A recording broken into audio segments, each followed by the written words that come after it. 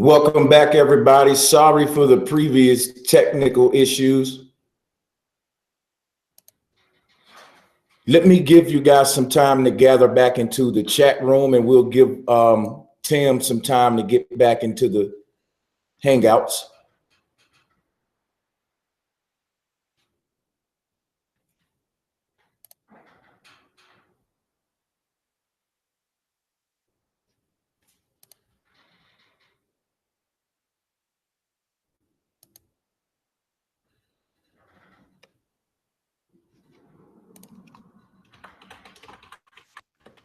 Okay, I think I got sound on you. Okay, you back with me? Yep. Okay, so we are live, and I'm just letting everybody know to refresh because we got a new link. Got a new link. Okay, so they got to refresh. Or maybe I may have to give them this new link, but we're going to be on here shortly. Let me just go ahead and put that out there.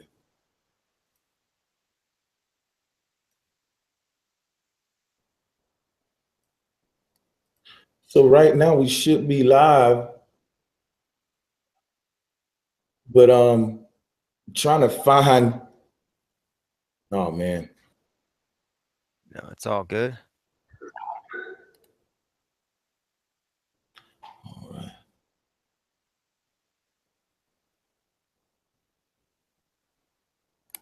I guess we waiting on this new. Okay, we got 56 viewers so far. I guess we won't see it in YouTube until later, till it starts streaming.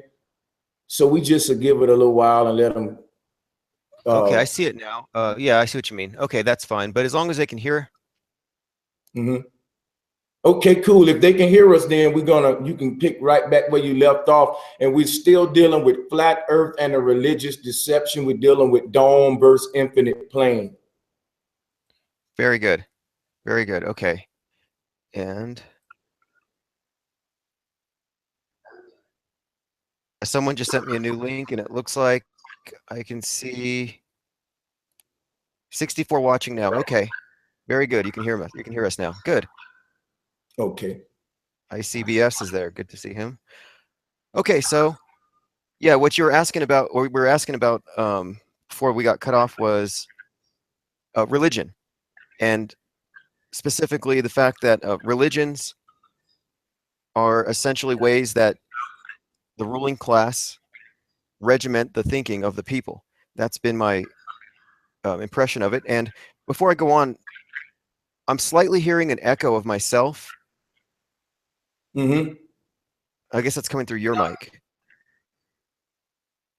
You know what? I can mute my mic while you're talking, but I really want to make sure this is streaming. It's not showing up streaming on mine, but I'm gonna trust that it is because this happened before. But yeah, I see it now. It does say 83 watching now, 87. Okay, it's climbing. Okay, good. Very good. You're good to go.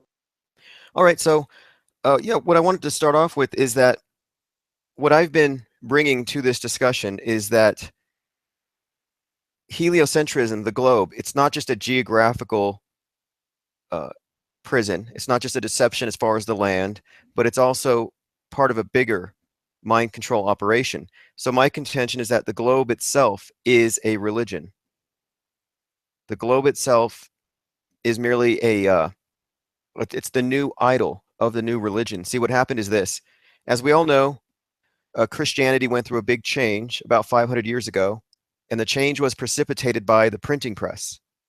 So movable type catalyzed the ability of people to replicate books rapidly. And before that, everything had to be hand copied. Well, the first people to translate the Bible from Latin into English were murdered by the church. The church used to not only just kill these people, they would do it in very gruesome ways. They would wrap them up in their handwritten Bibles, burn them at the stake. The first person who did it, his name was John Wycliffe. They didn't get to him, but they dug up his bones.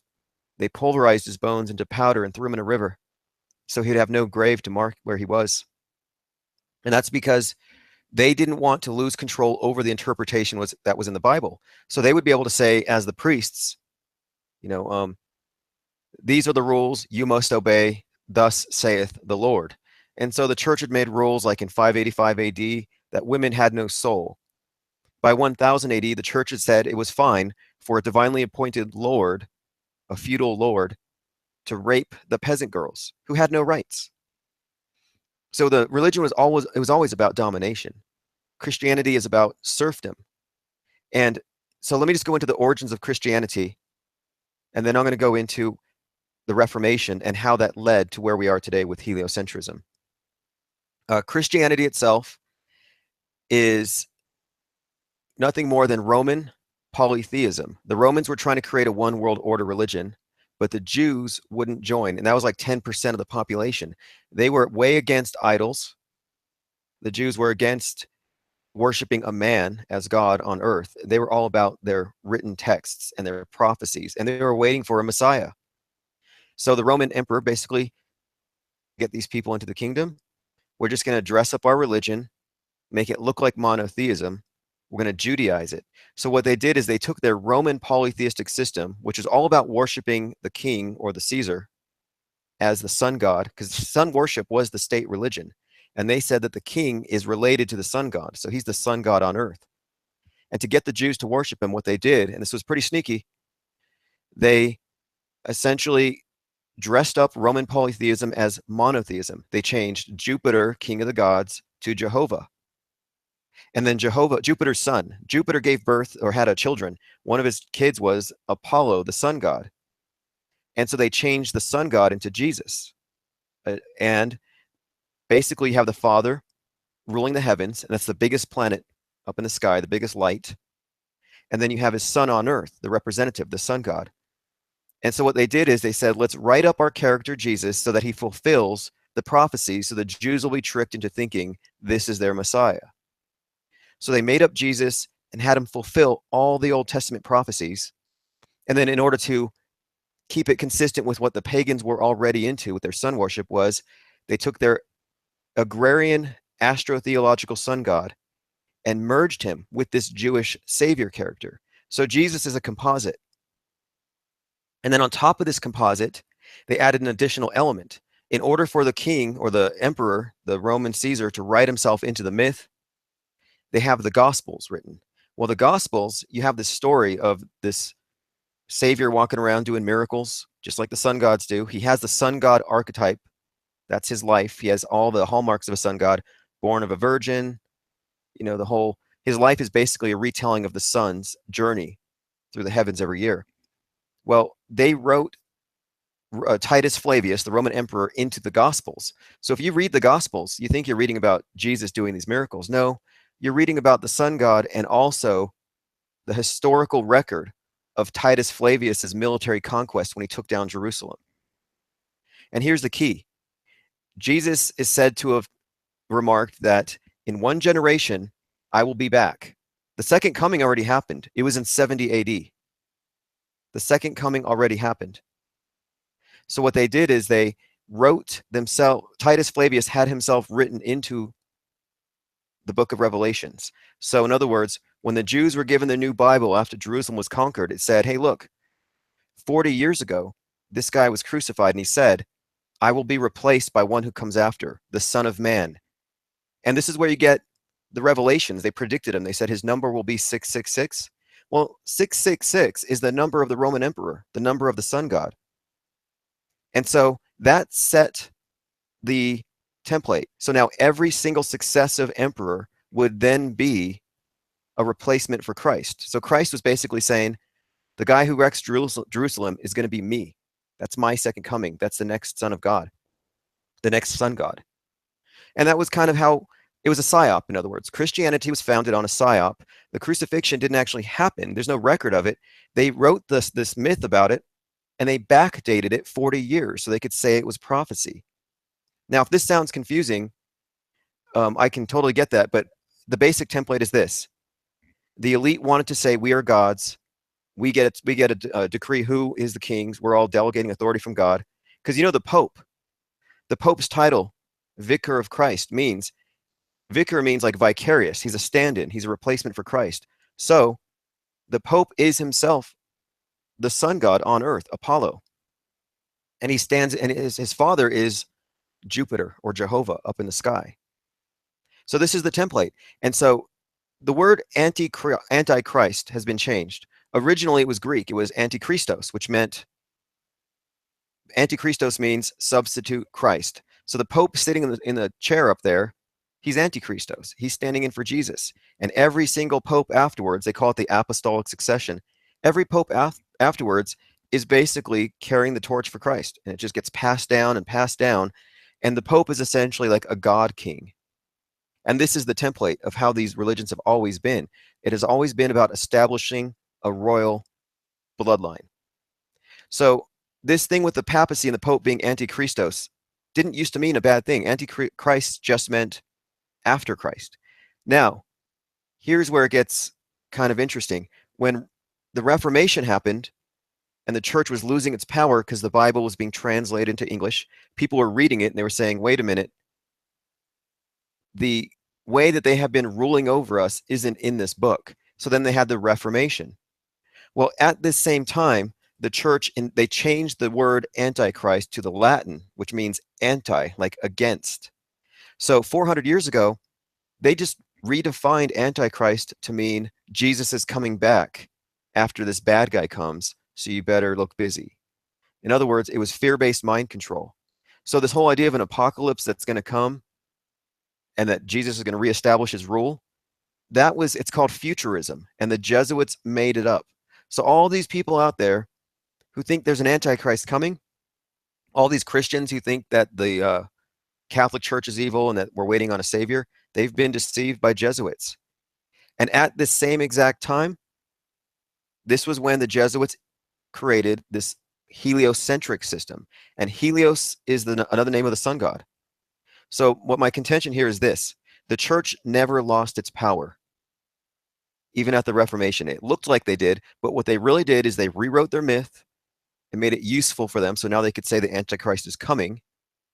And they also created heliocentrism, which is sun god centrism. So what they did is they hijacked science. They took over what should have been a scientific revolution, and they just gave us their same old religious paradigm again, dressed up as science. So if you understand flat Earth, you know we're not in a heliocentric system. But now we can understand that the heliocentric system, everyone imagines in their head the sun and the planets going around it. That's not real. That's their religion, and the sun god is in the center, as usual. And here's one more key. I was talking about the 666. Well, the reason why the Earth is tilted 23.4 degrees is so that all of us are bowing to the sun. When the Earth tilts, we're bowing to Caesar. We're bowing to the sun god. And we're bowing to this overall control system. And here's the thing.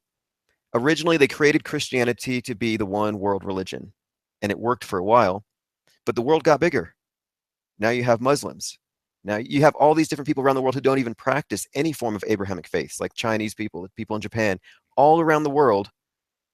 And the way the church, this is so conniving, so clever, by creating heliocentrism and putting us all in a ball, they made heliocentrism the new one world order religion.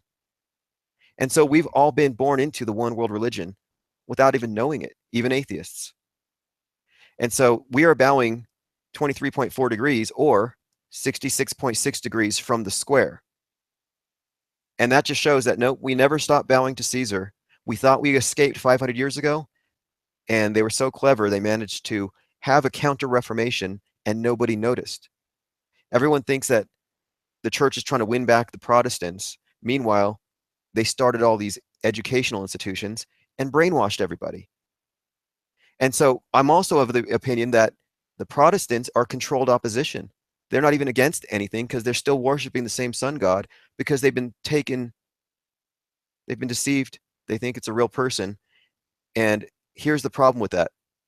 Not all beliefs are good, you know, and it happens to be that even though belief in Jesus sounds like a good idea, if you accept that, then you have to accept the Antichrist. You have to accept the psyop.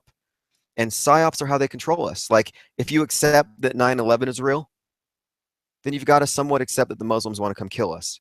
If you accept that Sandy Hook was real, then you got to be somewhat afraid of guns. And they do this with psyops all the time. And so I'm saying that what we're looking at with Christianity and with heliocentrism are psychological warfare operations. and it's all about controlling our minds. And I totally agree. So, yeah, please go on.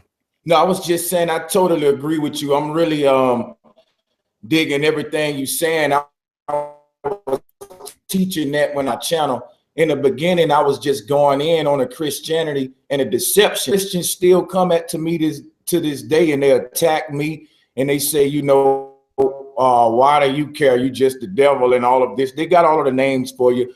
But one thing that's easy about it is that globe heads and how they attack you when you mention flat earth, who are flat earthers, but they're still Christians. And when you bring up Christ, they attack you like the globe heads attack. So yet quick to attack religion. And I often, when I'm riding around town, I just look around me at the scenery, and it's hard for me to see a church establishment that don't have a globe right next to the cross. And I become to notice that they promote them together, the cross and the Bible. And when you'll see a globe back there, you know, with the cross. And because Christians ain't gonna like this conversation, but I want you to speak particularly to them as well. So continue, my brother. I'm sorry. Sure. Okay, well, yeah, one thing you've noticed, all these mind control systems, and see, religions don't always look like religions. Heliocentrism doesn't look like one, but communism is a religion. Socialism's a religion. These are religions of worshiping government. And this is what people need to understand, is that when we're knocking religion, we're not attacking your spirituality. We're attacking the infrastructure that puts you in an us versus them state of mind. So it's like, I'm saved, you're not saved, therefore you're evil. I believe in the Antichrist, you don't, therefore you're the Antichrist. I accept Muhammad, you don't, therefore you're an infidel. It's all us versus them. Even race is something of a cult. You're not in my race, you're less than me. It's all about us versus them. And so you would think that flat earth would be this unifying thing. But if people carry their racial affinities, their religious affinities into flat earth, what's going to happen is it's going to be revealed because it's the truth. We're going to figure it out. But then it's not going to be, hey, we're all flat earthers. It's going to be Muslim flat earthers versus Christian flat earthers versus Catholic flat earthers versus atheist flat earthers. And that's the divide and conquer strategy that the inventors of religion use to control us, because we're on a big plantation. There are more of us than them. And the way the few control the many is by dividing us up into categories and playing us off one another. So I consider religion to be malware for the mind, because it puts you in this state of antagonism. And that's why they try to convert you. They want you, because it's either you're on their side or you're on the other side. You're going to heaven or you're going to hell. There's no middle ground. And that's how you know it's unhealthy psychologically, because religions give people essentially bipolar disorder or narcissism. But you were talking about the orb and the cross, or the globe and the cross. Now, this was something that when I was researching this, it really hit me. I saw that the ancient statues of Jupiter, he was always holding a globe in one hand and a scepter with a cross in the other. That's an ancient symbol. So I researched the orb as a symbol of royalty. And for basically thousands of years, that has always been a symbol of dominion, even before it was used as a map. And then I saw that the Pope, because the Pope is sitting on the throne of Jupiter. It's been renamed the throne of St. Peter, but he sits on the throne of Jupiter. And if you go to the Vatican, you'll see statues of St. Peter out from hundreds of thousands of people kissing the feet of the statue over the centuries. Well, they renamed these things, but it was essentially the same Roman god, but they're still holding the orb and the cross. And they actually have a name for it in the church. They call it the imperial orb of the Holy Roman Empire. And it's a globe with a cross on top. And so I'm thinking that when they invented heliocentrism, they just basically switched from ruling us with the cross to ruling us with the globe. Same boss, just different facade.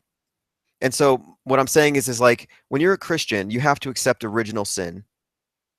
you have to accept that this world is just temporary, but your eternal reward or your eternal punishment is afterwards. So they diminish the value of this life and tell you to be a good servant. They say you have to be a good servant to your Lord if you want to get accepted into heaven. So you got to basically kiss the king's ass your entire life. And the king has his authority based on having it handed to him by the Pope, who's the God on earth, the vicar of Christ. And so this whole idea of kings and queens and royalty is a huge fraud. And it's all based on this idea that we have these royalty among us who are related to the gods. And so we know now that Titus Flavius, these Roman emperors, they weren't gods. They were conquerors who set themselves up as gods, which is a template behavior. This is how they roll. I mean, people think that it's all about, selling love and peace and tolerance with Christianity, but look at how the Christians treated the Native Americans. Look up the Canadian genocide. If you want to see how the religion systematically destroys the native cultures of people, brainwashes them, rapes them, destroys them, conforms them to their mold. And so religion has always been about domination.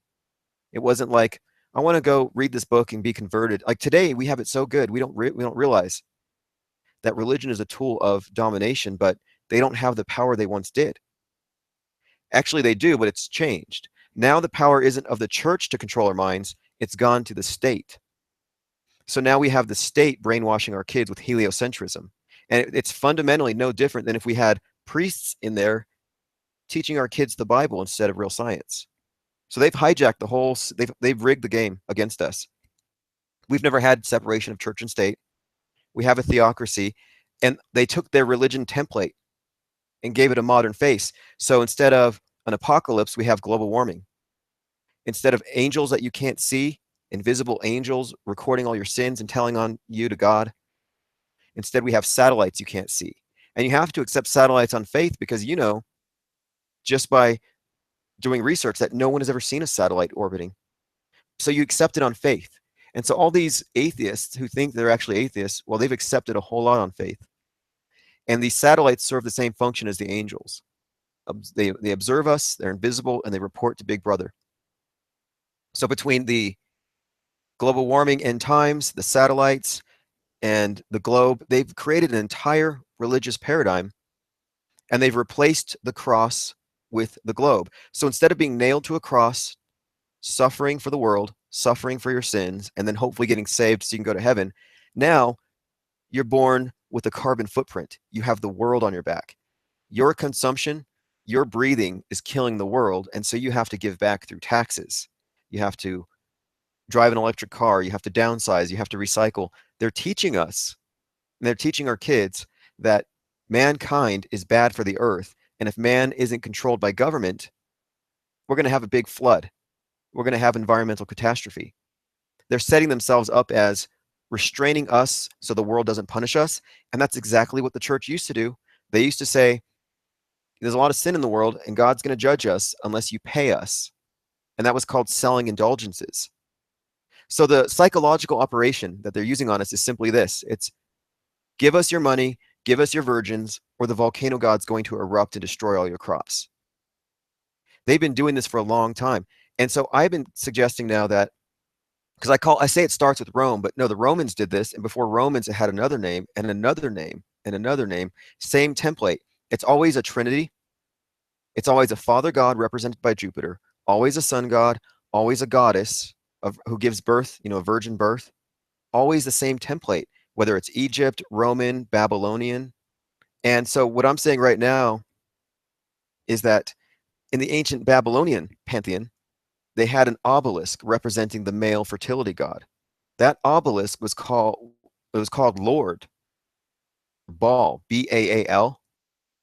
And so Lord Baal is still with us today. You see him in front of the Vatican at St. Peter's Basilica. It's the obelisk.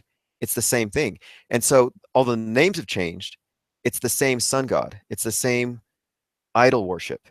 And we see that obelisk in Washington, D.C. And there's a reason why that obelisk is 6,666 inches tall.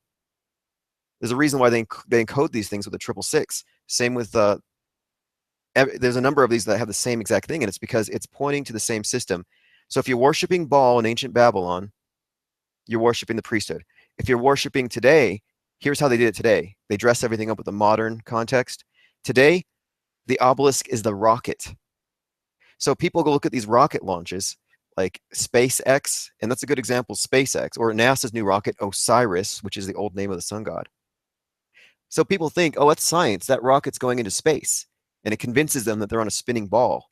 Well, that's Babylonian ball worship. These names mean something.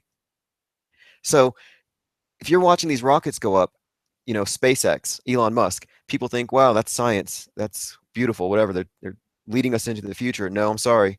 That's ancient pagan worship. And the word SpaceX, it's actually space sex. And here's the ceremony. Here's how it works. It's a fertility ritual. So basically, the rocket is the sun god, the phallus of the sun god. He goes into the sky. The dome of the sky represents the womb of the goddess.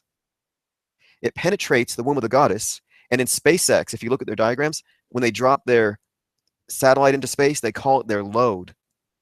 So the phallic symbol blasts up into the sky, penetrates the womb of the goddess, and deposits its load, impregnating the goddess. This is how they worshipped in ancient Babylon. This is how they worship at the Vatican. And this is how the state religion of heliocentrism is still practiced. It hasn't changed in thousands of years. They've just passed this system on and they've kept it going all this time. It's a template. And we all know the story of the Wizard of Oz, the basic premise of it. And what my contention here is that we are being ruled over by Wizards of Oz. Basically, they make it look like they're more powerful than they are, but they're not. They're bluffing. And it's just a bunch of old men behind a curtain. In other words, the secret society networks. And they know how to bluff. They know how to convince us they have weapons they don't have.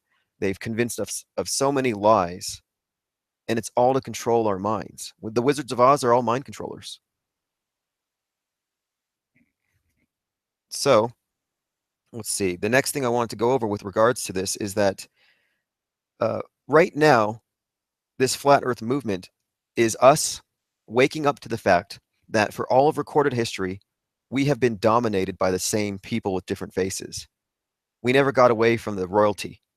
We had an American Revolution. We had a French Revolution. Anarchy, French Revolution, was about getting rid of the king, saying, hey, we need liberty, equality, fraternity.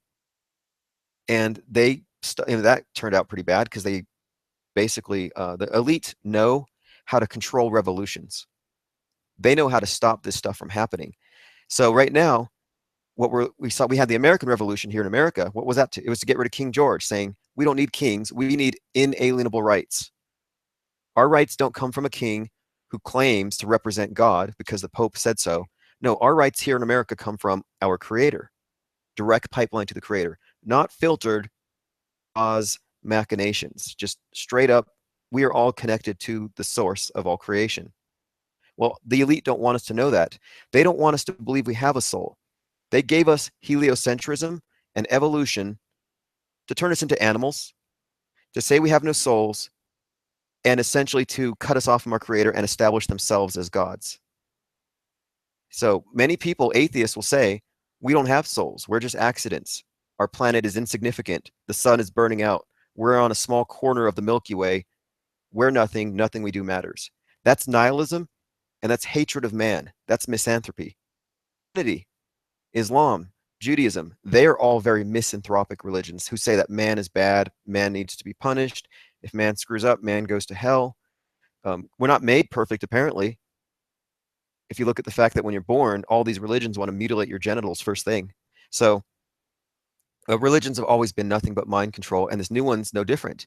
The thing is right now, though, just as the Reformation was triggered by the printing press, the internet right now, specifically YouTube, WikiLeaks, everything having to do with us instantaneously sharing information is us taking info that was previously withheld from us. And this is a mass education campaign, this whole Flat Earth Awakening. It's us waking up to reality. And we haven't had this happen in like 500 years. And so when I started my channel, I started this thing called Dome Wars because I'm like, wait, these elitists, these parasites, they know what we're going to do before we do it. They play chess, we're playing checkers. So there's no way they're going to let us have a new Reformation. There's no way they're going to let it go without trying to stop it. And if you read the Jesuit oaths or read the oaths of the Masons, any of these secret societies, they all say the same thing. We swear to keep the outsiders from figuring out what we know, and we will basically kill to protect it. And so I started the Dome Wars because I thought, if we are on a flat plane, if they're hiding land, if they're preventing us from exploring, how would they control it? Well, maybe they would try to give the power back from the state to the religions and tell all the people, yeah, it's flat, science lied, but don't worry, the religions are here to guide you. And by the way, look, there's a dome, like the religion says, no need to go anywhere, no need to explore. We have all the answers in this little book right here. And so I looked at the dome as a threat. When I first learned that a lot of people were into it, I'm like, I understand the firmament, I understand believing in it, but look, they said Operation High Jump, oh, we're stuck, it's enclosed. And I thought nothing would change if this thing's enclosed. So I thought, let's not start off with that premise. Let's not give the people that invented the globe and who invented the Bible, let's not give them the benefit of the doubt this time. You know, I read about the Reformation. I'm like, why did you guys even bother translating the Bible into English? You should have just burned the Bible and stuck to science, and we would be fine right now. We wouldn't still be lingering in this dark age mindset, thinking we're scientific. Well, now's our chance. Right now is our chance to have a true Reformation, a true scientific renaissance, only if we don't allow these elite to hijack it. And the only way they can hijack it, I think, is by continuing to divide us up. And that's why I see religion, I see certain extreme ideologies like globalism. These are all enemies to us overcoming this thing and uniting on this flat earth. I have one question for you. Last time they said I were clear.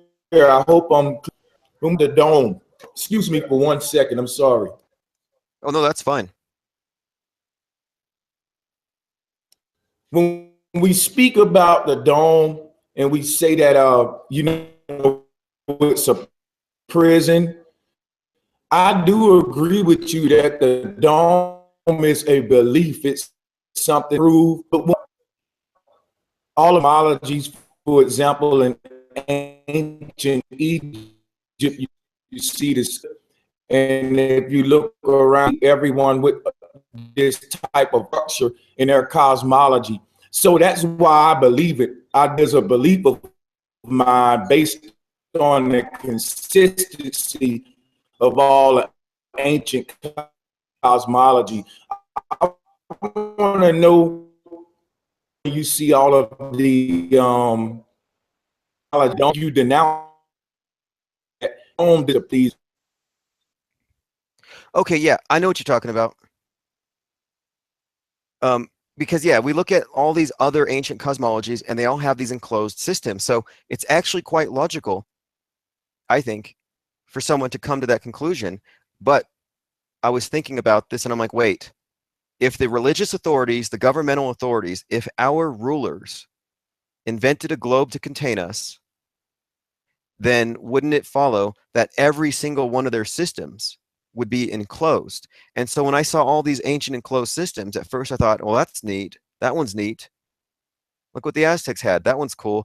Then I thought, wait, they have always been about enclosing us. So I thought, well, maybe the true question here, the true dichotomy, the dilemma, maybe it's not flat versus spherical. Maybe the true dilemma here is open versus closed, or free versus enslaved. And so I can understand why people might rush to that belief, but we have to remember the same people who invented the religions to control us invented the globe to control us, and religions have always been connected to government. It has never been like religions are just to, for spiritual growth. Religions have always been ways for the elite, power they don't deserve, to rule over a slave class. That's the blueprint for control. And right now, the religion that we have right now is it's called state-olatry. We worship the state. If you bow into Caesar, you worship the state. And bowing to the sun is state worship. And a lot of these atheists have no idea. And this is how clever they are. They're so clever, they knew how to get everyone into their church. And they've had a until just now. I mean, we are living at a very unique time, and I think it's somewhat precarious too. So as far as the dome goes, it's a belief, like the globe, it's in your head. The dome, it's in your head. Until we can actually go up and measure and see curvature in the sky, or until we find a barrier, I think it's safer to assume that we won't, well, it's safer to proceed as though there's not an enclosure until proven otherwise. So like all science, it starts with, I don't know, and I'm willing to find out, and if my theory gets falsified, I will drop it. Well, if you think there's a dome, that's fine, but you need to be open to testing the boundary. And if there isn't a boundary, then we have to expand it and say, well, maybe the dome's bigger than we thought, if there's a dome at all. Right now, my intuition says no, it's bigger, or there's more land, because I think there's a dynamic here between the ruling elite and the people, where we know these people are predators. We know they have a habit of hoarding and monopolizing not just wealth and power and but also knowledge. So they're constantly about monopolizing things. We know they lie about history. We know they lie in the media that they control. So why wouldn't they lie about the maps? Why wouldn't they hide land? So I think of flat Earth as bigger than just geography. It's really about what kind of realm we're in and what are they hiding from us. And it seems to me that if there wasn't something to hide, they wouldn't have needed the Antarctic Treaty. Unless they're just, I mean, because honestly, why would you need to guard an impassable barrier? And running into a barrier wouldn't change anything. It's not, and then there's this theory, like Mark Sargent has, that maybe they're just hiding God, which makes sense on the surface, until you realize, wait, they're not hiding God because these are the same people who invented the Bible, and they wanted us to worship that God. That was their goal, and they lost control of it, so they invented heliocentrism to keep us under their control. But that theory doesn't work for me very much. And I agree with you as well. I plugged in a microphone that'll help my connection, because a lot of people saying every time I speak, they can't hear it. So I think this will fix it. But I do have a question for you now. When you talk about the template, I like the way you this guy, and I do see these parallels with this. We can't escape this type of system that they've created of belief. And I like the way you put it, how you say like the satellites is the same concept. I totally get where you're going. Now that leads to another question that I wanted to ask you. You said something about the Earth's tilt. The concept they give us that we know that I was verified. Yeah, well, uh-huh. Oh yeah, about the Earth's tilt. Yeah, because we're said to be tilting 23.4 degrees. And so if you have a square angle, there's 66.6 degrees left in that angle. And so they have always encoded 666 into the number of the sun god, whether it's Horus or the Pope. Because the Pope's number, Vicar of Christ, Vicar Filia Dei, look up the Latin word for the Vicar of Christ, it adds to 666 because they encoded it that way, and the elite write themselves into their myths. And so they just transfer the 666 so that the earth, all bowing to Caesar, whether we know it or not. And that's why you constantly see people flashing the 666 signs. It's not the devil. 3 sixes isn't Satan. It's not the Antichrist in the sense that people think. 666 is the sun god incarnate on earth that atheists worship without even knowing it. And so they basically use the idea of Satan to scare people into staying in the church, when the actual controllers, the enslavers of all these religions have all been the God of the Abrahamic faiths. So when you look at the eye in the triangle, you're not looking at the devil. You're looking at the God that the Christians and the Muslims and the Jews pray to. You're looking at the God that the Masons pray to. And when the Masons pray to him, they don't call him, well, what they call him Jehovah, but they combine it. They call him Jehovah, Osiris, and Baal by the Babylonian name, because they know that this system is ancient. They know it. They know it's older than Christianity. I mean, the Masons even have a calendar, and the year starts way back. They're in year 5,000 something. And so they know exactly what they're doing. And Islam is a creation of the Vatican. That's why these religions, here's something else. This is why I said beliefs are toxic. Some beliefs are bad. The belief in the Antichrist is designed to start wars. So, for example, the way they wrote the Quran is, and for those who don't know, created to Muhammad by the angel Gabriel, the same angel who went and paid a visit to Virgin Mary and told her she was going to have a baby. I mean, that's right there is just an indication of a common origin for these books. But in the Quran, it has an Antichrist scenario. And it just so happens that the Christian revelations matches up with the Antichrist scenario in the Quran in such a way that the Muslim savior, the Mahdi, fits the definition Christian Bible's bad guy. So they're setting us up for a war between Islam and the West. Meanwhile, it's being managed by the Pope, or rather by the same control system, rather by Rome. So I've been calling this thing a Hydra, which is like a dragon with many heads. And so the Jews are one head, the Jesuits are one head, the Masons are one head, the Christians are one head, the Muslims are one head, the heliocentrists are one head, globalism, which is the world state, world government, that's another head. All of these things, it's one big beast system that we have to overthrow. We have to undermine it. And so when I started Dome Wars, I was being very critical of people and attacking certain individuals, which I don't do anymore. And I've removed most of those videos, I think, because I don't feel like it's constructive anymore. But I think it was worth pointing out that when we get this information, we shouldn't rush to put a conclusion on it. Facts. And so, yeah, it's accurate for someone to say this was started by Jews. It's the Jews behind all the conspiracies. Yeah, that's somewhat accurate, but we can't ignore the fact that the Jesuits have an older basis in Rome. We can't ignore the other systems like communism, socialism. They're all heads of the same beast. It's important not to be too focused on one group. That scapegoating narrative would let the culprits run free. So my point in Dome Wars and in bringing people is just saying, hey, let's not rush to any conclusions. Let's get all the facts. And I know that we have a lot of antagonisms between groups, and everyone wants to pin it on one person, but we don't even know who's behind that curtain. We really don't. And sometimes I think they're not even fully human. When I look at the reptilian symbolism all over the Vatican, I think, well, maybe we're dealing with something supernatural running everything, or the more scientific way of approaching it is to say, we're dealing with a parasitic control structure run by psychopaths who are men behind curtains who are bluffing to appear to be more than they are.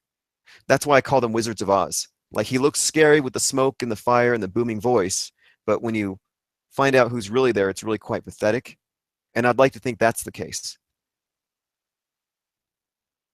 I like to think the same. I think you spot on. I don't like to go into the whole reptilian thing, because when you get into that, then a lot of people take that and say that these elite people have all type of powers and they can visit you in a fifth dimensional realm, and it start getting into a whole can of worms to where it makes this enemy too big to even fight.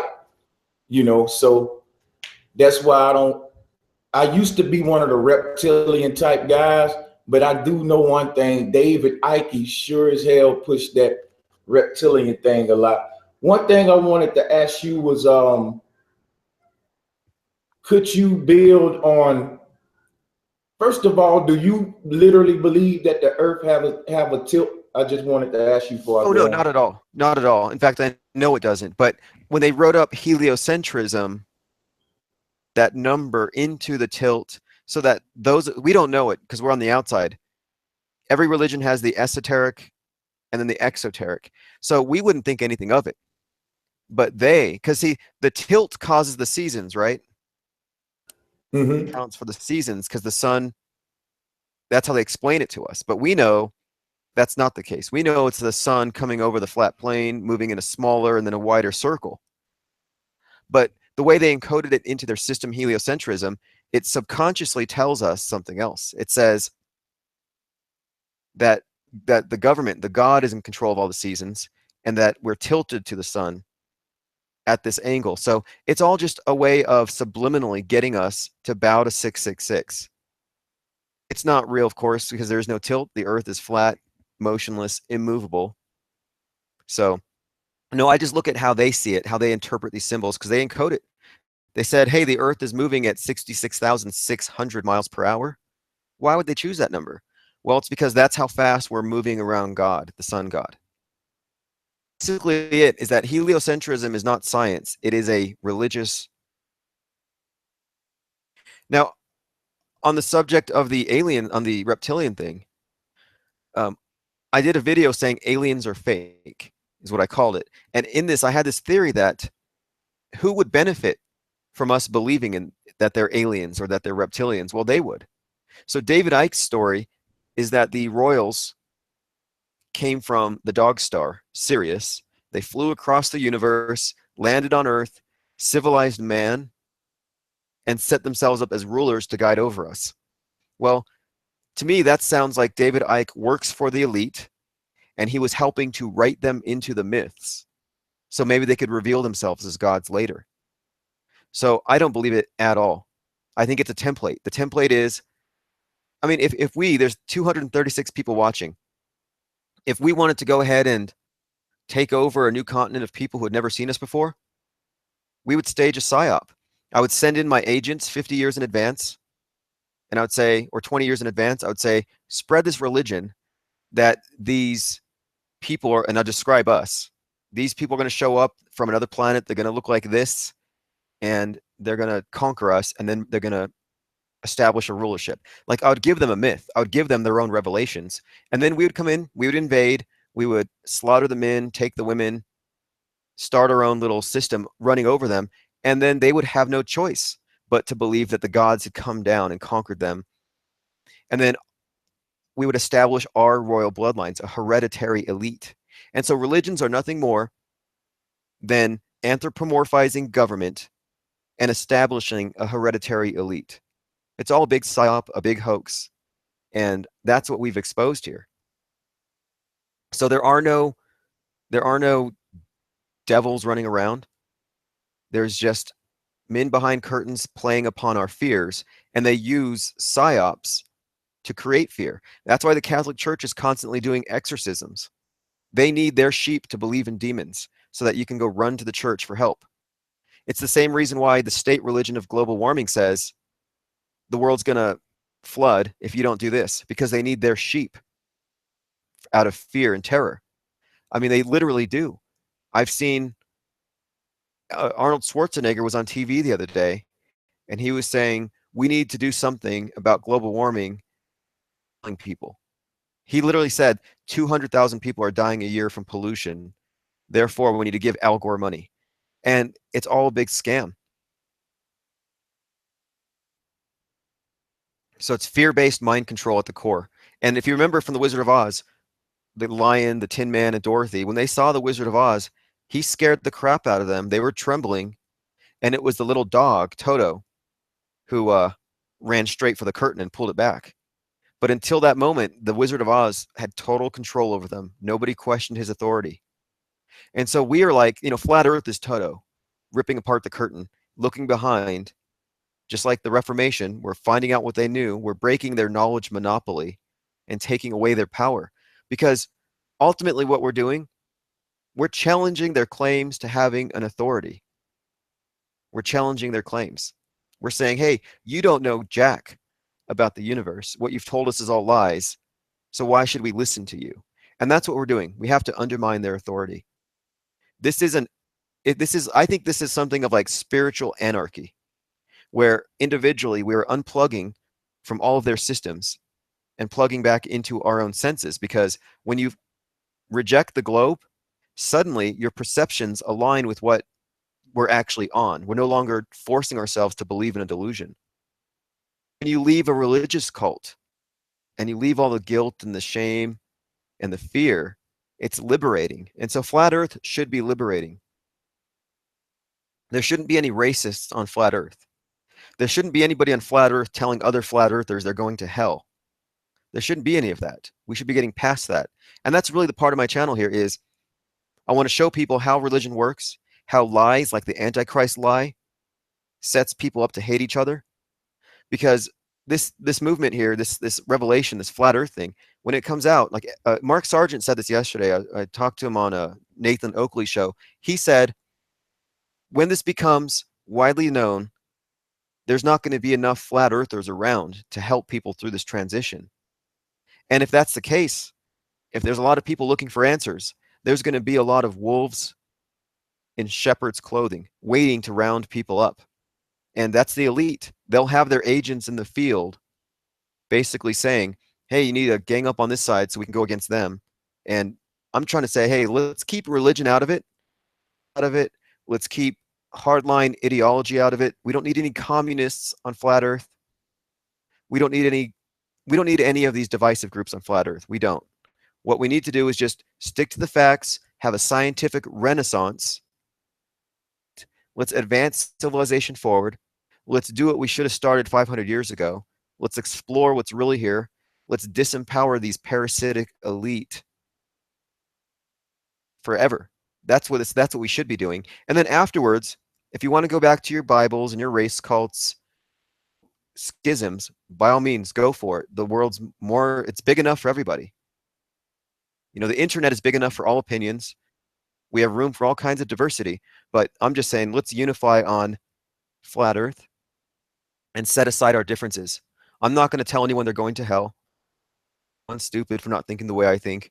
I'm not going to police anybody's thoughts. And I think most people agree with this, right? I mean, for the most part, except for those who think that we're going to hell because we don't believe as they do.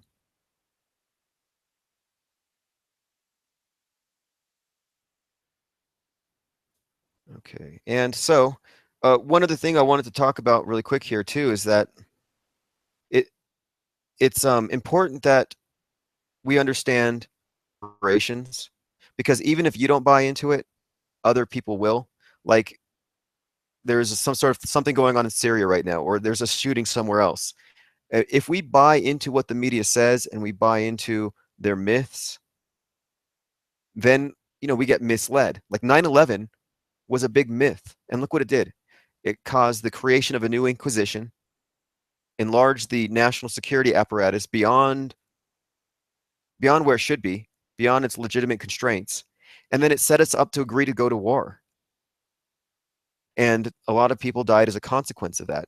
And so I'm just like very wary of psychological operations these days, as we all have to be. And one of the big psyops of the ages is the Antichrist psyop. And that's one I've been hitting on lately a lot, because there's no reason to believe in the Antichrist, because we know the same people who invented the globe invented the Antichrist psyop at the exact same time. Not a coincidence. Not a coincidence. Let's see. And then one other big psyop that we need to be on the lookout for, and it's connected to this, is global warming, climate change. Because if you study, a lot of people study flat earth, may not be into politics.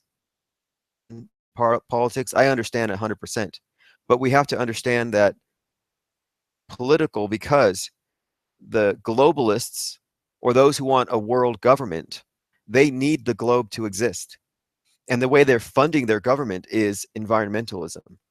The way they're taking control and taking power away from sovereign individuals, from the economy, the way they're taking it of environmentalism, of saving the planet.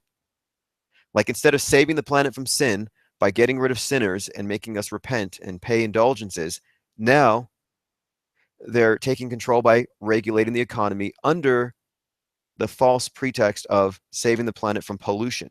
And so environmental catastrophe is a huge psyop that we need to ditch. And I bring this up because Earth Day is coming up on April 22nd. And Earth Day is a big communist holiday, and it's all about the globe and environmentalism. So I've declared it Flat Earth Day 2017 because I think that's something that I honestly believe it's a good idea for people to protest against it. You don't have to go in person, just go on Twitter, go on Facebook, hashtag March for Science, and basically say, hey, you're marching for fake science, fake globe, global governance, world feudalism. This was used to establish slavery and feudalism. Well, environmentalism, if you read about Agenda 21, they're using environmentalism to reestablish slavery. If you're taxed 100%, you're a slave. And that's where we're moving us. They want us all in debt, restricted, and they want us all thinking that human beings are poisonous to the earth. That's their game plan. That's how they are manipulating us these days, and that's how they're trying to lead us into bondage.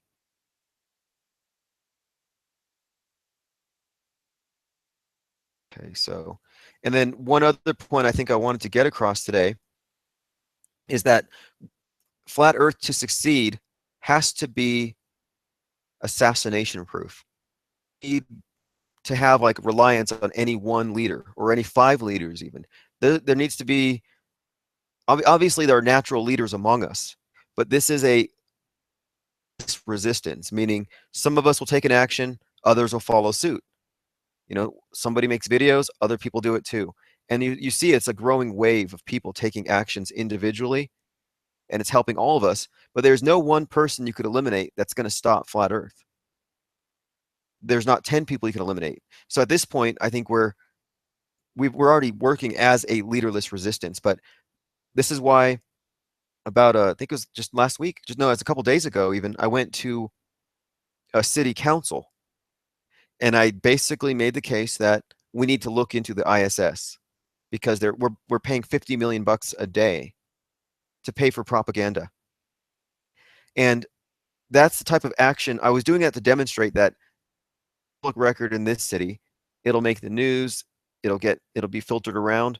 But if every single person in every city, every flat earther took some action like that, it would become like, it would snowball. And that's what I'm trying to instigate here. I think we need to instigate a wave of activism, that is leaderless. Like, so for example, you look at these other activist movements that have arisen, like Occupy Wall Street, BLM. These movements are all controlled. They're all funded by globalists. You know, the Black Lives Matter protesters don't know that white socialists in Europe are paying for them to attack our institutions here because these socialists over there are trying to expand their power and they're trying to weaponize disenfranchised segments of the population. They're basically here to sow discord. So you couldn't stop BLM because it's being funded from out there. But it's not led here locally. But so what I'm saying is that we need a movement on par with that. And also, if you're a flat earther, you need to disavow or rather stop supporting any globalist organization. So if you're on flat earth, you shouldn't be a part of Occupy Wall Street government. You shouldn't be in any racial antagonistic group. No white nationalism, no black nationalism, because all of those are heads of the Hydra. It's all part of the beast. We need to decentralize and move away from it. So I call this an anti-statist movement, which basically means what the American Revolution was, getting away from the king, or the French Revolution, anarchy. I'm not saying go against your governments. I'm saying find our relationship to it, because we have to remember our government right now is functioning like a theocracy.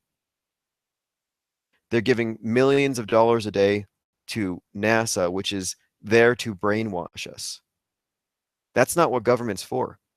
A legitimate government doesn't brainwash you, but our government is so clever, brainwashing us for so long that none of us know because we've been born into it. So what I'm calling for here is spiritual anarchy. I'll call it spiritual anarchy. It's an intellectual. I don't think we need to tear anything down. I think we just need to redefine the terms. I believe that this can be a peaceful transition of power from the parasitic elite to the flat earthers, to all of us. That's pretty much what my approach is to this.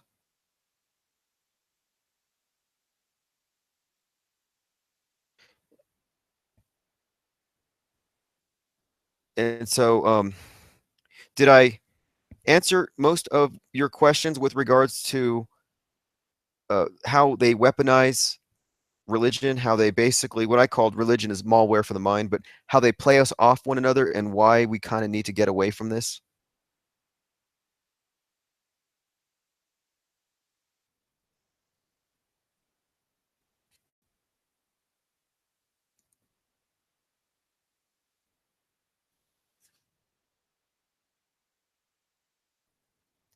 Now I'm seeing some questions here if anyone has any questions, please ask. I'm seeing a few people in here asking a few questions, but covered. Because essentially what I'm doing here is I'm not trying to anything about what to believe. If you want to keep your religions, no problem.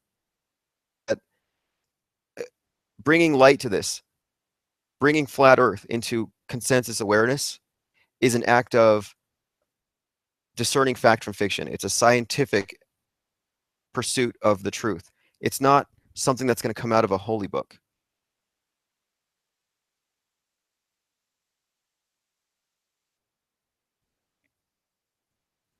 And then another thing is that the scapegoating thing needs to stop, because even if we got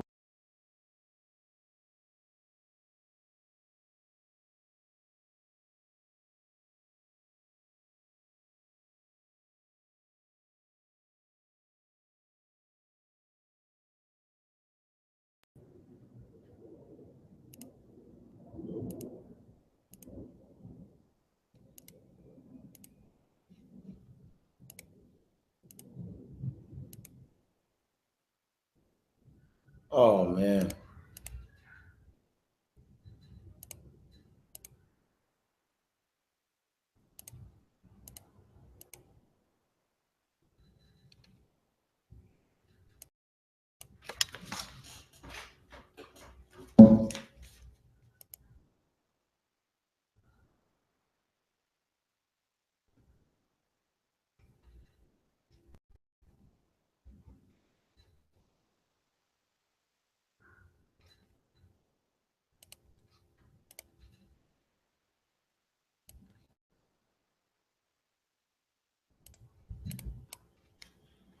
Can anybody hear me in the chat room? We had some technical difficulties. Sorry about that. I'm trying to see why we can't hear Tim. I tried to get my mic together and I think I muted him by mistake. Tim, you just stay with us. If you will, just probably hang up and join back in for me. If you can hear my voice, Tim, go ahead and hang up and join back in. I got some more questions for Infinite Plane, and I'm pretty sure that you guys do as well. So just stay with me. I'm sorry for that technical difficulty. A lot of people in the chat was saying they couldn't hear me, and I was trying to get my mic adjusted. So we're just waiting on Tim to get back in, and we're going to continue this discussion. Okay, you can hear me okay? Okay. Yeah, we back with you. Sorry about that. We back rolling, everybody. I have a question for you, Tim. How does all of this, what you're saying, tie into this current alien agenda that many like myself is think they got in the works? Because I've been seeing Minister Farrakhan meet up a lot with David Icke, and you know the Nation of Islam is with the Scientology, and there's a lot of ufology going on, and even on flat earth we still got the belief in aliens, and use that with the blue beam and everything. What do you think about that? Right.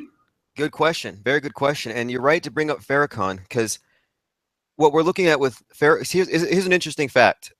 If any of you were at Zuccotti Park when Occupy Wall Street rolled out, maybe you weren't. What surprised me was, because I was counter-protesting, and what surprised me was I saw Black Panthers and white nationalists marching side by side.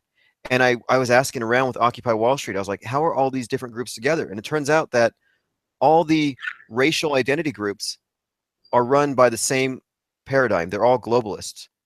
And I really got into studying Farrakhan for this reason and the Nation of Islam. And then I started looking into like David Duke. See, David Duke and Louis Farrakhan are not enemies. They see themselves as having the same agenda, which is racial separatism. But Farrakhan, as you mentioned, has been big on the UFO thing and Scientology, and this is connected. Someone here says that white nationalists are not like Black Power. Okay, let me explain that really quick, Dominique. Both white nationalists and Black Power are anti-Jew, anti-Israel, anti-capitalist, pro-socialist. So they have the same exact political leanings, and politics trumps race, politics trumps religion. If you don't believe me, you weren't paying attention in the 2016 election. So that being said, yeah, the alien invasion is this, and I'm thinking it might come down to this. If they decide that they can preserve heliocentrism and the globe by staging an alien invasion, they will. But they need it to be believable. Like 9/11 couldn't have happened if we didn't believe that it was plausible that the terrorists would want to come get us. They have to create a believable narrative and subtext. And that's what the media is for, and the entertainment. I call it the media entertainment complex, or government media entertainment complex, because they use the entertainment to give us ideas and to put things in our head so that later, when they bring it into politics, we accept it more readily. They say that politics is downstream from culture. So we've never seen space, but we've seen plenty of space representations in Star Wars and Star Trek and all these space movies that they flood us with. So the fact that they're flooding us with these images means that they want us to believe something later that connects with it. They did this with environmental catastrophe movies. They've done it with pretty much everything. So the fact that we know we have all grown up in a culture of now it's cool to accept aliens. It used to be if you believed in aliens, you had a tinfoil hat, you were a conspiracy theorist, you were crazy. Well, now you have Neil deGrasse Tyson who says, they said, are there aliens? He said, well, take a bucket of water and go to the ocean and fill it up. Saying that there's no aliens is like saying that there's no whales because you didn't scoop one up. And so, in other words, it is now fashionable to believe in aliens. It's acceptable. It's expected. In fact, you're dumb and you're closed-minded if you don't believe in aliens. That's what they've done. Am I muted still? No, you're not muted. I don't know why they're saying that.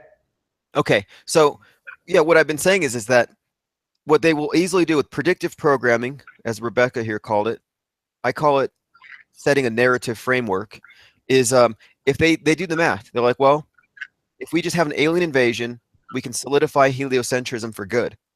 And to pull it off, think about it. 9/11, it was just a few incidents, 3 different things happening at the same time, broadcasted by the media everywhere.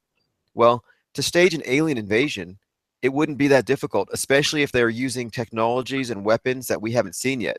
If they start blasting us with direct energy weapons, shutting off the power grid, and it's going to go viral, most people will believe it, especially the superstitious people. That's who they're going to target, because the elite want superstitious people who will believe anything more than they want free critical thinkers. I mean, the truth is, flat earthers, we are the most dangerous people right now to the status quo. And that sounds crazy, but it's true. And I really agree with that. Right there makes me ask you a question. They know that we're the most dangerous status quo because we hold the biggest fan potentially and a lot of more resources, just so much, which makes me think that they had implanted agents into this flat earth movement. Now, I don't want to go to name calling. We definitely don't want to do that. But I do want to ask you a question, because the whole trick is this template that you describe, that the 666 carbon meat pack, was teaching the prison to escape from by going to the North Pole. And I've also heard about things like blood over intent and stuff like that. So I want you to see things because we see that popular on Flat Earth. Yeah, good points. And so, yeah, so there's definitely a blueprint here. And so like the blueprint for establishing Christianity was wrecking Jerusalem. So I'm thinking if they wanted to replay the blueprint, maybe they would have an alien invasion. Maybe they'll go blow up Israel.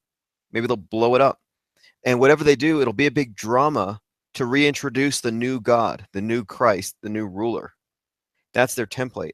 And when I see David Icke mixing with Farrakhan, well, they're all connected. And there's something here in New Mexico. Scientology actually has a base, an underground base, and the entrance is in this place called, I think it's called Tremino. And from above, it looks like these two interlocking diamonds. And when Scientology was being exposed on the internet and people found out it was an alien cult, well, they were investigating this.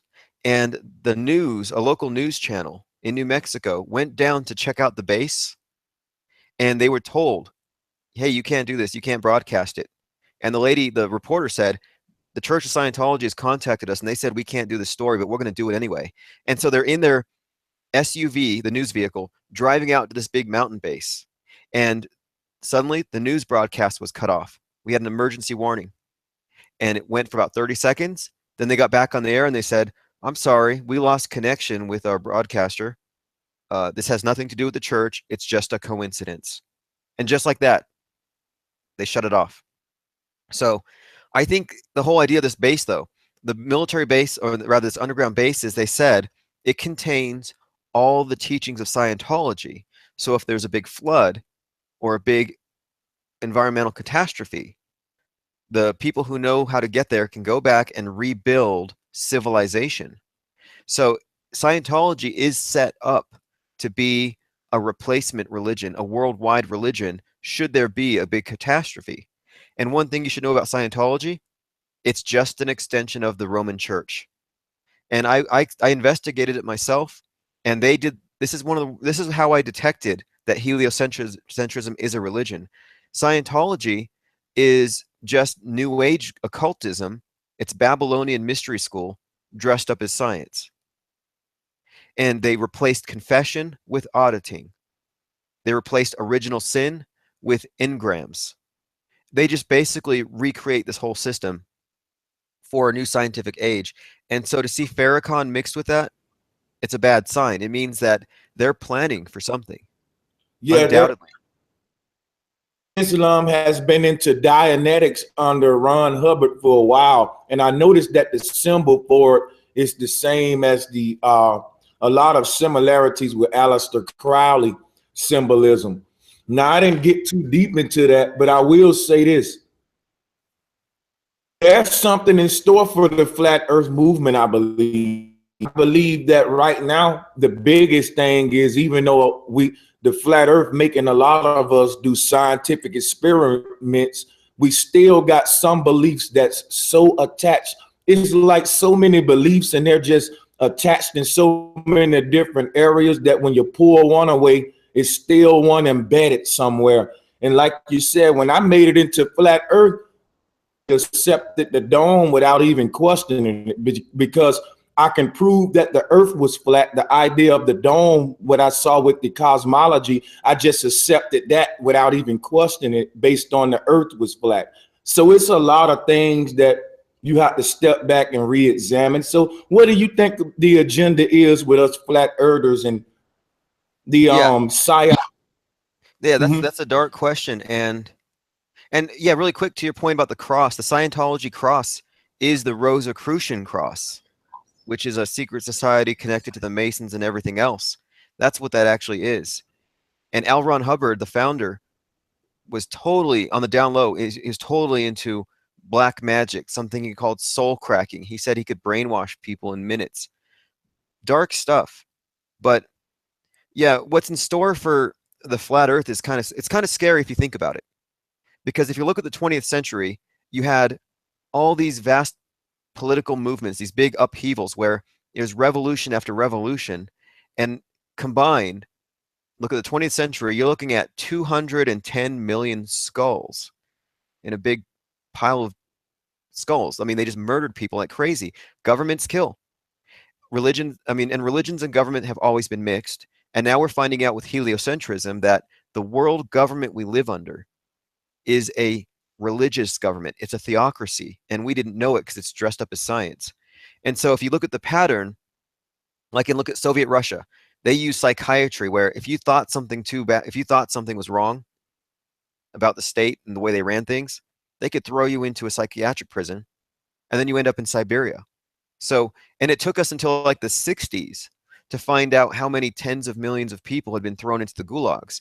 And so this is why I'm saying they're going to do a calculation, and maybe they're thinking, well, it'll cost us 10 billion to run an alien invasion psyop worldwide, 10 billion to round up all the free thinkers and all the flat earthers, get them into a camp, and then society will be clear. They want to put us in a big sanitarium and cut us off so we can't tell everybody that the world's flat. That's why we need to get this out, because it's a race against time. And if they think they can trick the majority of sheeple into going with the program, they will. We are dangerous because we are the only ones standing between a unifying catastrophe, whether it's an asteroid or aliens or a plague. We're the only ones. We're the firewall. And I think that the fact that you and I specifically have been critical of religions and exposing religions, we're probably two of the more dangerous flat earthers out there. And all 215 of you watching us, it's safe to say that the modern Inquisition is taking your information down. They already have it. You're in the books. And the Inquisition is high tech now. 9/11 gave them a high tech Inquisition. So if they need to round us up, all it takes is, if you remember, it was in 2009, there was these documents that came out. It was this Homeland Security threat assessment. And on their threat assessment, they had a list of people they considered to be dangerous to the state. Returning veterans was on that list. And that made a lot of people mad. They said, why are the people who defended our country on the list of dangerous people? Well, here's why. Because they know how to organize. They know how to fight. They're leaders. They understand military strategy. And so when I saw that, I realized, wait, Big Daddy government is putting his sights on those of us who have above a double-digit IQ and can talk and can influence and can lead. That's why I call this thing a leaderless resistance, because they will cut off any head that they think can derail this thing. And I don't mean to get dark about it, but we have to understand that the Inquisition, the gulags, this is their standard operating procedure. And if you look at the torture instruments that the Inquisition used, like, they don't just take you and throw you in a camp. They take you, they put you on a wheel, they rip off your fingernails, they mutilate you, they burn you with hot iron rods, they impale you on sticks, and they say, give me the list of all your friends. And then they do the same thing to your friends. And it goes on until they've rooted out all of the non-believers. And they could say it's witches. It's the same thing. You know, they're getting rid of witches who went to a black mass and saw the devil. And under torture, people will admit anything. They will say, yes, stop burning me. I'll give you the names of 5 more people. And so they're all about purifying their vision of reality, making their one world vision the only one. And I think that the way the elite operate, they're going to do a calculation based on, is it feasible we can shut this particular group down so they don't disrupt us? And right now, it's still kind of a question. I think it's kind of a question. You know, for example, I mean, and I don't want to get, I'm not, see, Flat Earth Dork is saying fear porn. Hey, this isn't fear porn. This is reality. We're dealing with. I'm not, now everyone know I'm not the one for fear mongering, and I sure would say this is not no fear mongering video that I just made. This is something we want to be on a lookout for and stay one up on, that the elite have and works. That's all. Yep. Well, we gotta read the enemy playbook. That's the only way you can win. And so I say, like, people say, well, is he a shill? Should we trust him? I say, trust no one. Trust the facts. Don't trust dogma. Don't trust narratives. Trust what you can verify for yourself. And that's going to get you to the facts. because And I it's will, almost a guarantee that, yeah, there are agents everywhere. Obviously, there always are. Now, but you know what? I see a comment here from ODD Reality. He believes in the dome, he says. And my answer to that is, that's fine. There's plenty of reason. And honestly, there really is.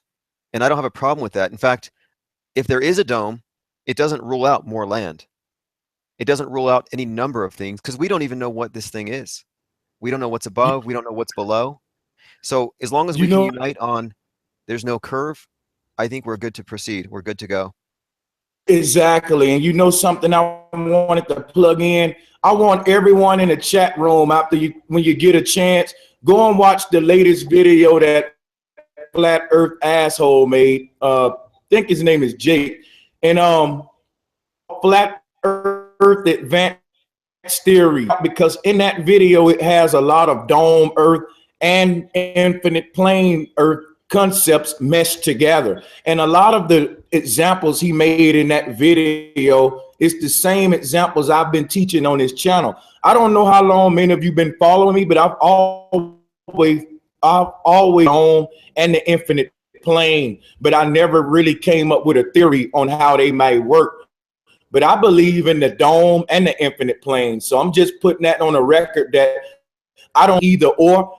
I think we should accept the dome and the infinite plane and keep both of them in consideration, because there's a lot of stuff to support the dome as well. Yeah, well, Mark yesterday said this. Mark Sargent said, well, you're going to have a problem trying to explain our atmosphere and how everything's contained.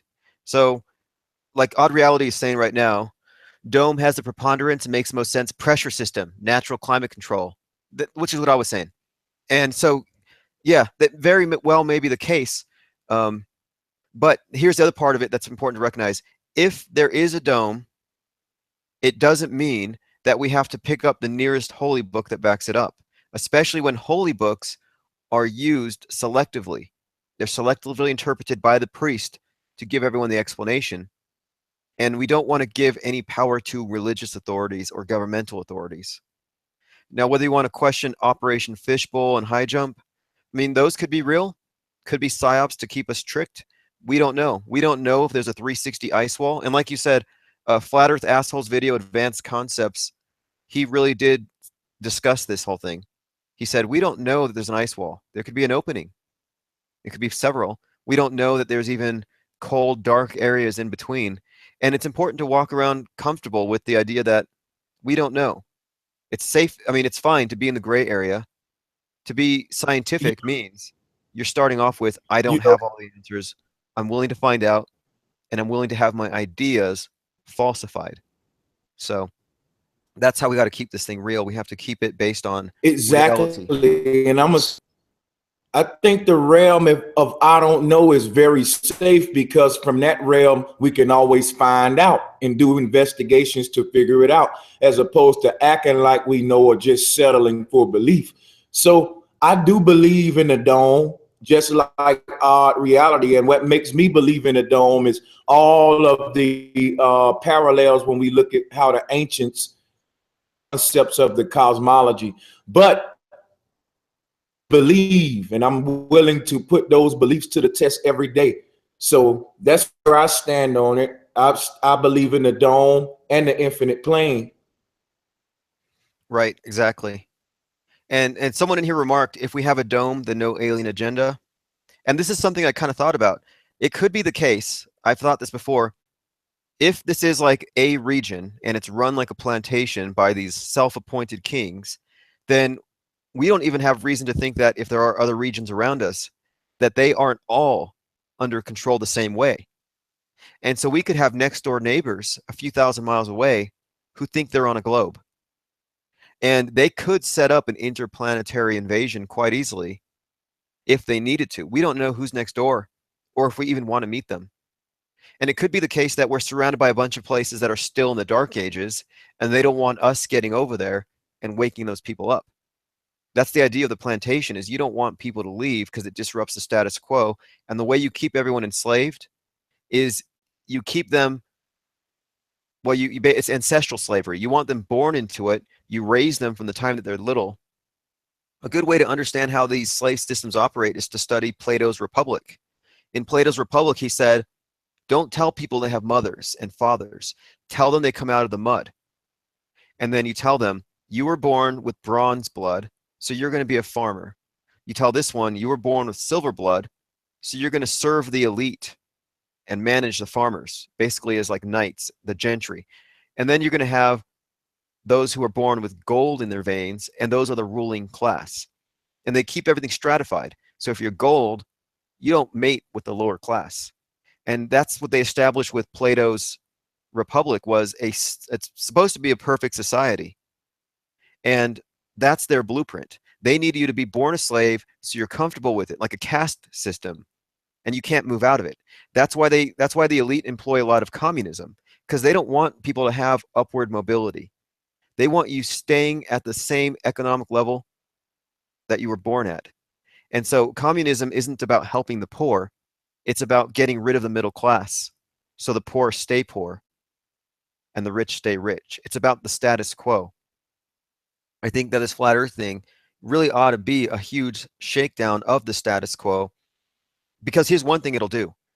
If we're not stuck in a dome, if there's more land, it'll get rid of globalism, global warming, which funds globalism. It'll get rid of this idea of a centralized one world government. And that's why flat earth is so dangerous. For the first time in recorded history, the human race might get out from underneath the big parasitic beast that's been squatting on top of its back. Whether as a cross on your back or a globe on your back, they've always been screwing us with that big fat obelisk. And it's like, hey, we need to get rid of this thing once and for all. And that's why what we're doing is so important. When we're attacking NASA, mocking NASA, calling out their fakery, what we are doing is like the kid in the Emperor's New Clothes. We're the ones we're calling out the obvious. The Emperor has no clothes. And we're breaking the spell. This is an act of breaking the spell.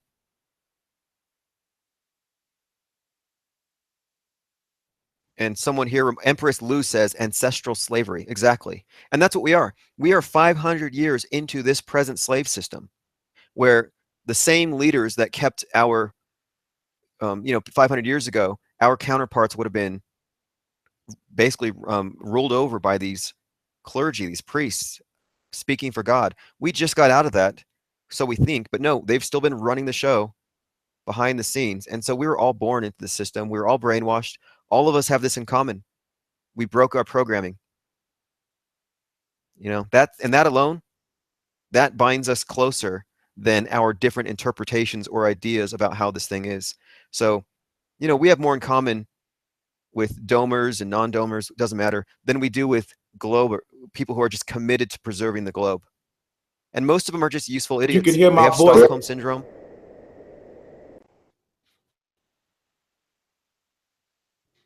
Go on. Are you still with me, Tim? Yes. My host dropped me off, and I'm now just getting it back up. I missed the where you left off or nothing like that. Yeah. Okay. We can hear you clear now. So just continue. I'm sorry. Okay. So yeah, I was talking about how all of us have broken away with this programming, the spell. Flat Earth is a spell-breaking phrase, and this thing wasn't supposed to happen. See, I think that the printing press, if the elite had their way, it wouldn't have happened. Like if you look at the way that the slave owners in the American South talked about slaves, they were all about keep them illiterate. Don't talk about property around them. Don't talk about things that only a master can understand. Otherwise, they will start to challenge things. Don't let them in your house. Make them happy sleeping with the pigs. And if they're taught to be happy that way, they won't question it. But if they compare it, if they get one night in the master's house, well, then they never want to go back to what they were at before. And so basically, we're dealing with a group of entrenched elite who want to rule over, I'm not going to say brain dead people, but brainwashed people who have been prevented from maximizing their intellectual capacities. They don't want people to learn how to read and they want to be able to demonize the slave and say, oh, slaves don't know any better. Slaves can't think. They want that to be true, but it's not true. Look at the writings of Frederick Douglass. He taught himself how to read. And before he learned how to read, he didn't know how to question anything. He was rebellious. But then once he started reading, he became self-taught. He became one of the great intellectual luminaries of the last 300 years. I mean, genius. But the slave owners would have kept that in the dark. That's why I call them the forces of endarkenment. They want to shut off our minds, cut us off from our souls, reduce us to animals so they can own our bodies.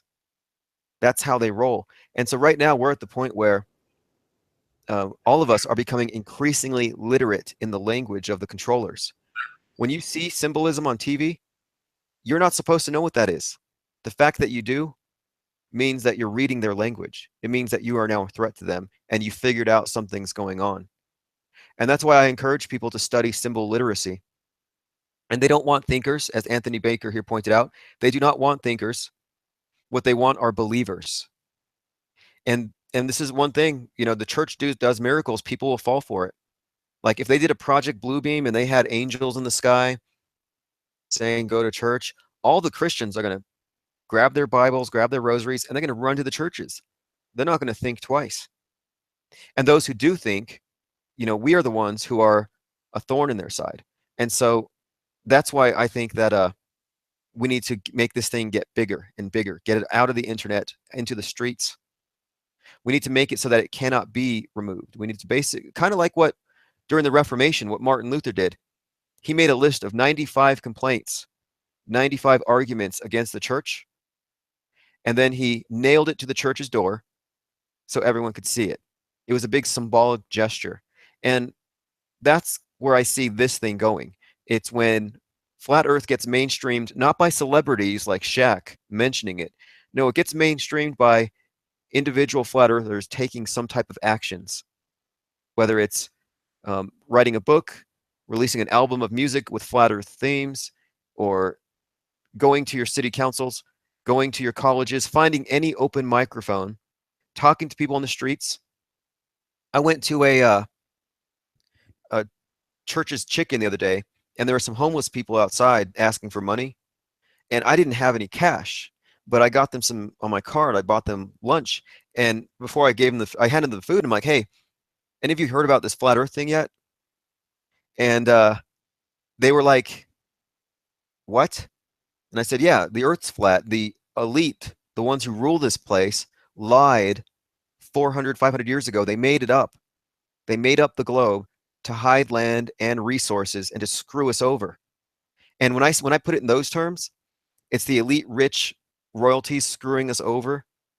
They said, well, that makes perfect sense. They didn't even question it. They questioned it, but they didn't like balk at it. They didn't say, you're stupid, there's something wrong with you. They were like, wait, that does make sense. It fits the pattern. And so I think that communicating this message is powerful. It gets around. And I think we all need to continue to do so, because eventually there'll be too many of us to put in a gulag. And that's the point here. We want to get to the point where there are so many of us that they can't stop us. I totally agree with that. I want to ask you another question, because you mentioned something in one of your about the infinite plane concept and why you chose to even go with the whole concept of infinite plane and push that. And one thing you said that was very inspiring, you know, it's good to keep that concept open. You know, it, even though it's a belief, the idea of infinite plane is motivating. It actually makes you want to go, and you know, it takes the dome away and it makes you say, okay, what's beyond, what's out there? Even though we know the dome and the infinite plane can coexist, I do want to know again from you why. Right. Yeah. Good question. Yeah, because people say, how dare you criticize me for believing in a dome when you believe it's infinite? Why don't you prove it?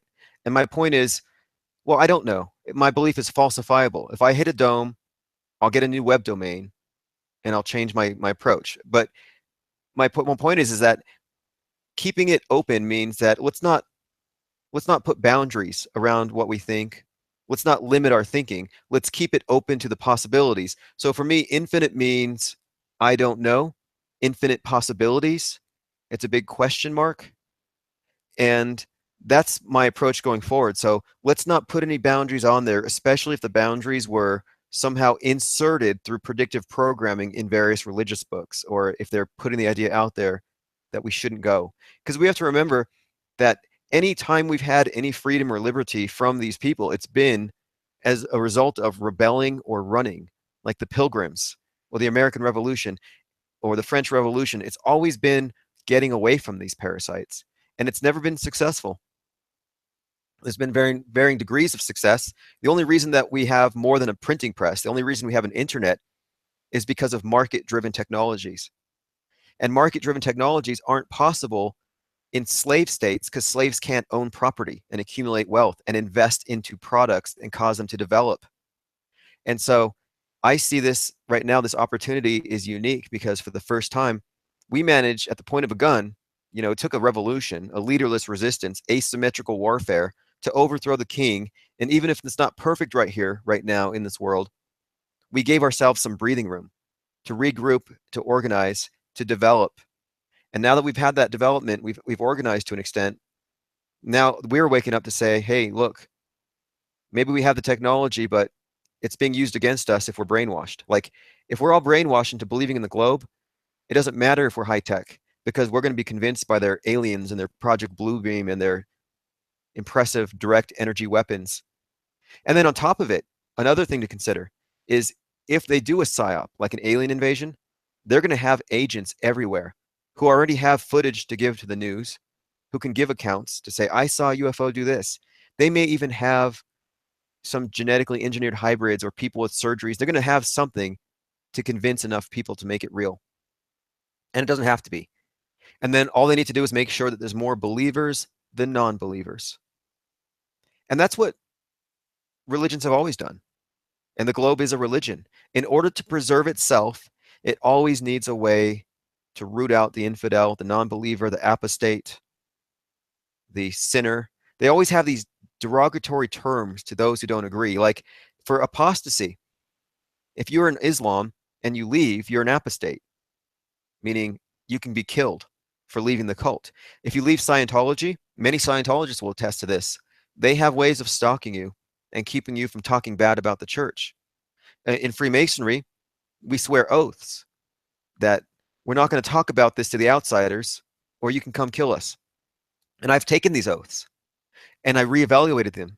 When I reevaluated these things after Flat Earth, I'm like, wait, I took oaths to keep all of my fellow human beings in the dark. And then I look at whose interests I'm serving. And I'm not going to be in a group serving the control system, putting everybody else in the dark and saying that they're not worthy of light. They're not worthy of this information. And I got out of it for a number of reasons. I mean, Freemasonry is still racist. I mean, people don't talk about that. I mean, yeah, sure, it's segregated by gender and it's segregated by race. That's a racist institution that hasn't updated with the times. The Mormon Church didn't allow African American, they didn't let blacks preach until like 1978. And the Mormon Church is a Masonic church. And so I'm saying I want to get away from all of these groups that compartmentalize us according to our physical characteristics. That if we're defined by our physical characteristics, we're animals. It doesn't require a soul to be compartmentalized according to your skin color, your political affinity, your gender identity. And if you notice, they weaponize these identity groups. So they say, oh, look, this is your background. You belong here. You need to vote this way. You're a woman. You vote for that woman. It's like, what does your genitals have to do with your political interests? Nothing. Unless your character doesn't count, unless your ideas don't count, unless you are your gender, you are your skin color, I mean, they literally want to reduce us to the level of barnyard animals because they farm us. They farm us. That's what they do. We are their barnyard animals. And that's how they want us to be. And that's why I think evolution is a big, disgusting joke. It's like convince them that they're just a little bit better than apes. That way, when we keep them in states of war, they blame themselves. And they say, oh, it's just our fault. We're a bunch of animals. We can't control ourselves. We need Big Brother to regulate us. And all the while, all these different factions are all controlled by the same body, by the same evil genius behind the curtain. I totally. So Something. How do you slavery earlier? You feel about the out of Africa theory now that we have the whole flat earth because that kind of broke up there. common in truth predicts a lot of things. Saying being a quote unquote black man, all my life I embraced the out of Africa theory, but now that I've come into the flat earth. All right. Well, hey, yeah, I kind of got what you said, but I'd like you to ask that one more time. I think the powers that should not be broke that up. Must be a very dangerous idea.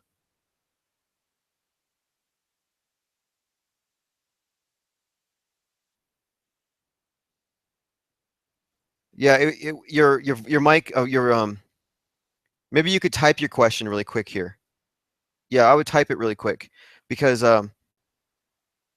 yeah, I'm very leery about any type of political identity groups that have their own mythology. But I do think there's something very legitimate about people wanting to reclaim their heritage, especially when we're dealing with cultural imperialism. And everyone can hear me, right? Everyone can hear me? I want to make sure I'm being heard. Okay.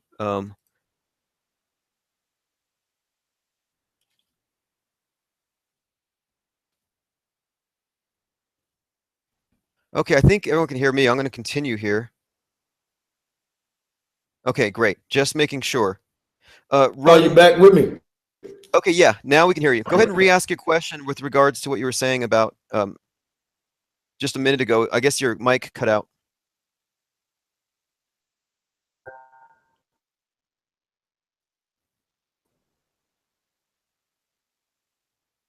Yeah, it looks like that kind of went down. Okay, well, I'm going to just continue for the moment here. Lee Harvey Hitler. Yeah, I said spiritual anarchy. Hey, 444 the truth. I know you're mad because I'm not bashing the Jews. I mean, I get it. But I'm saying all the Abrahamic faiths have a common origin, and they are all the problem. Like I said, you could incinerate all the Jews, the status quo won't change. Like, that's just ridiculous. Cindy Pritchard, what do you mean I don't believe what I say? The world's flat. You didn't notice. And that has implications beyond geography. It's bigger than flat Earth. And exposing flat Earth means exposing the mind control systems used by the elite from the beginning of recorded history to control us. You know, that's not a controversial statement. That's not unbelievable. I know it to be true. Okay, go ahead and bro Sanchez. You had gone out, but go ahead and continue. Oh, okay. Out of Africa. That's what you're talking about. Well, yeah, one thing that's worth noting here is a really good YouTuber, researcher. His name is, I'll put his name in the chat here, Dr. Ray Hagen. Talks about is the origin of Christianity, which is very fascinating. Okay, look at this. LJ Glazing. Glazing over Talmudic again. I'm not. How many times do I have to say it? Do I have to go down the list again of all the different scapegoats so I name them all so I can please everybody? So, okay, it's the white devil did it. The Jews did it. The tranny Illuminati did it. The what other groups? The reptilians did it. Any groups I left out? Any pet scapegoat I didn't blame, so I'm not shilling for that particular group? It is insane how some of these people are still in love with their petty bigotries that they can't look at the big picture, and then they wonder why their lives are turning into shit. Because that's what's happening. They have plans to put us back into worldwide slavery. And here you are, focused on intertribal warfare. This is bigger than your tribe. This is about humanity. And if you don't think you're part of humanity, if you think your race sets you apart from humanity, you're part of the problem. If you think your cult makes you better than everybody else, you're part of the problem. It's the same with all the cults. It's the same with all the religions. All of them are compartments. You can't just say, my group's better, F the rest. I mean, if you feel that way, keep it. You can keep your compartment, but the compartment's not going to get us out of here. And I kind of think if there is more land, that's the same thing I try to drive home on this channel myself. You know what? I totally agree with you on we will never win if we try to compartmentalize and do it state. I totally agree with that. I'm gonna move on to another question, because questions like that just bring a type of energy in the chat room that I don't really want to get us into right now. So I agree. Let's go into something else. Now, this question here is still a bit controversial, but I do want to bring up, now you made a video on somebody I hold in very high regards. That's a gentleman by the name of Eric Dubé. And you pointed out something about him being a Jesuit coadjutor. I want you to go into that and why you feel that way, and then I'll kind of speak behind you. Sure. Okay. And I do want to point out that I did remove that video because I feel like it's no longer constructive. After speaking with Mark Sargent yesterday, I really started thinking that it's important that we consolidate on what's important and recognize that this thing's bigger than any of us, and it's going to get bigger. And so we are a leaderless resistance. So it doesn't matter if there's somebody with a big following, because we don't have a leader, and no one's getting all of their information from one person. But that being said, when I was looking into the narratives being pushed by the very popular ones, and the reason I focused on Dubé is that his name is the one brought up on InfoWars. His is the one that kind of the attention is being directed to. And so I'm like, okay, well, what is his angle that we should be worried about, if anything? And I was kind of concerned that he kept focusing on Jews. Now, just to be clear, when I first started researching Flat Earth, I agreed with Eric Dubé. I thought, holy crap, these evil Satan, Saturn worshiping Jews behind the scenes, screwing everybody over, taking over the Vatican, becoming the Jesuits, making the globe, deceiving us with fake science. Like, I saw that. That narrative makes sense. But narratives and facts are two different things. And so what I did was I continued looking into it, and I realized, wait, this is bigger than just Jews. And so I started prodding Eric to say, hey, you've pointed out that it starts with Jesuits and Jews. You've pointed out that there's a long history of people trying to make the world into a ball, going back to Pythagoras and this type of thing. But I'm like, why don't you ever talk about globalism and Rome or world government? Why is it focused on Jews and Masons? Because here's the thing about Masons that I know from my own experiences. It is not a satanic organization. They don't worship a devil. They're not anti-Christian. They are worshiping the same Jehovah. It's all part of the same structure. And so I was wondering, well, why would he constantly direct us to that head and not the others? Because the problem is that if you accept the narrative that the Jews did it all, then you might think, well, I better run back to the church, the Catholic Church, because that's not Jewish.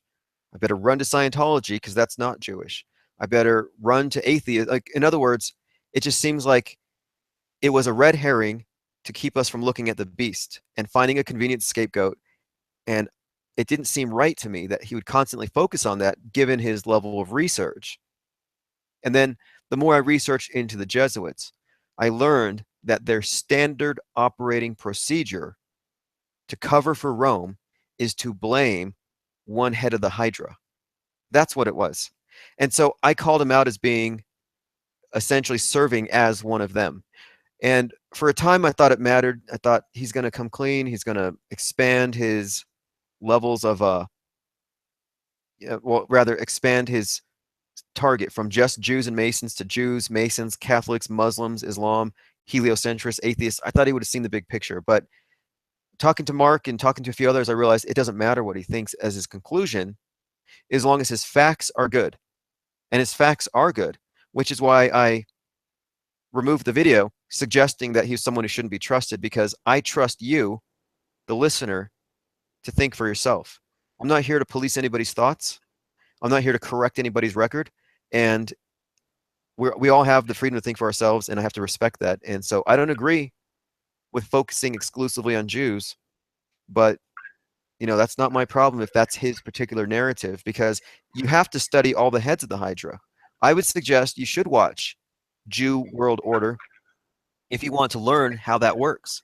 But you also need to spend as much time studying how the Islamic world functions. Study Christianity, study the Protestants, study futurism, study Catholicism, study globalism, environmentalism, feminism, cultural Marxism. Get the big picture.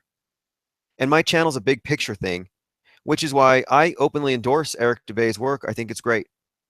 I really do. And I'm really pleased that when he got onto the Alex Jones show with Eddie Bravo, he managed to call out Alex Jones several times as a shill, as a gatekeeper. And this was pretty clear when Eddie Bravo was talking to Alex Jones. He brought up times. And every time he said the name Eric Dubé, Alex Jones would say, "Can we get Kent Hovind on the show?" And I'm like, Kent Hovind is like the anti-Dubé. Kent Hovind is the globe-tarded dinosaur believer. What is he going to do? Why would he bring that up? And it's because Alex Jones is not only a gatekeeper, but he's trying to turn you around 180 degrees. So he hears Eric Dubé, flat earth, no dinosaurs, and he says, no, ignore that. Pay no attention to the man behind that curtain.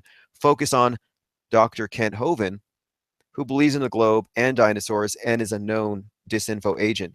And disinformation agents and government workers like this, gatekeepers, they reinforce one another. That's why Jones reached to him. He said, he's a good guy. It's like, no, Kent Hovind is not a good guy. He's a deceiver. And we can see it. We're pretty clear on it. Yep. So just like you was mentioning, it's very important, just like you was saying, that we don't get behind none of these celebrities, because flat earth is not going to be a mainstream type of thing, I don't believe. No. And the fact is, all these people who serve the one world order, and here's how you'll often see them throwing up 666. I did a video where I showed Jimmy Kimmel doing some stuff with the 666. Yeah. Same with they all do it, and it's because that shows they serve the system. And so the system's not going to reveal itself to us. We can't trust it, and we can't wait for celebrities. It's nice when somebody who's not part of the system leaks it and starts a debate, but it's not going to be led from above. This is essentially, it's you can call it a grassroots, you can call it in fact, that's pretty much what it is. It has to start from the bottom, and that's the only way it's going to succeed. So, yeah, we have no reason to wait for the celebrities to endorse it. And we know it's a threat, because you always hear people like Barack Obama, Al Gore, John Edwards. They're always saying stuff like, look at these, you must be a dumb flat earther if you don't believe in global warming. But they never talk about hollow earthers. Mm-hmm. They never talk about any other cosmology. The only one that really gets them is flat earth. And that's kind of a red flag right there. Yeah, exactly. You know why? Flat earth cosmology ties in all of the cosmologies. It ties in the globe because we believe that we're in a spherical dome. Now, that can be an area of study on what it's composed of and how it may be made. But you got the spherical aspect that the globers love. You got the hollow aspect, because we do teach about an inner black sun. We teach about the North Pole entrance. So it's hollow in a lot of areas. Everyone is hollow earthers, even globe earthers, because we all believe in underground cities and things of that nature. So all of them, you got your hollow idea, you got your spherical idea, you got your flat plane, and even your concave idea, because that goes into the hollow thing and all of that. And it's a consciousness cave, concave, a cave of consciousness. There you go. Everybody theory in one. Yeah, you're absolutely right. I actually think this is why I called it a potential renaissance, because I think what we'll have is a rediscovery of real science, uncorrupted by government and religion. And I think we'll have real spirituality, uncorrupted by man's false idols. And that spirituality is going to take many forms. It's going to be very individualistic. There'll be billions of unique spiritual paths for all of us. We don't have to be conformists. And I think that what will follow from this, should we succeed, will be a new renaissance. It'll mean a rediscovery of a lot of stuff. It'll be rediscovering new technologies, but it'll also be an explosion in culture, in all forms of art. There are already new art forms emerging right now that are just mind-blowing. Immersive art experiences, like there's this one in Santa Fe where it's this mansion where every room, I mean, you go into this thing wearing these like 3D glasses, the lighting's all crazy, you know, fluorescent black lights, and it's essentially you walk into this big mansion and every room is like a 3D version of a 2D painting, very abstract stuff. You got actors walking around. It's hard to put it into words, but what I'm saying is these types of things in tightly controlled, rigid societies, artistic expression doesn't evolve in repressive societies. Look at how all the dictatorships treat creative types. There's a reason why creative people are so dangerous to the system, because they can think outside the box.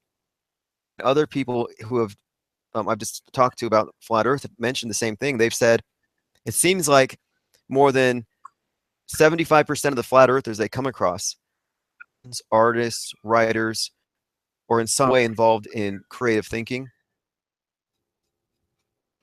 You're so right. Because you've noticed it too, right? And aren't you a musician? I'm gonna say that, and I've always been into things that require critical thinking. Yeah,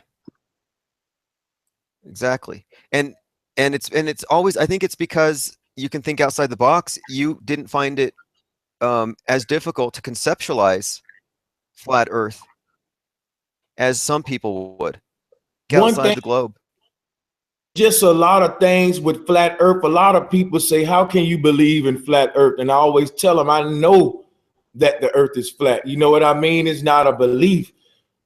Now, one thing I wanted you to touch on real briefly, when you say that the Earth is an infinite plane and you really don't have the belief in a dome, explain Polaris and a North Star to a lot of people who believe in the dome. And I will give you that opportunity before we leave, because a lot of people are going to bring that up. Okay. Yeah, my thinking on it, and I could be wrong, I was thinking that it might mean that our particular thermal pocket, our little area here, isn't the center of everything, but that every region would probably have a sun-moon system with a central North Pole. That's kind of been my concept of it. I could be wrong. I could be wrong, but that seemed logical to me. Like, instead of living in a solar system, we live in a sun-moon system around a central pole, and every region would have its own sun and own moon, which is like a positive negative thing. And I think this just might be how each of these are constructed, but I don't really know.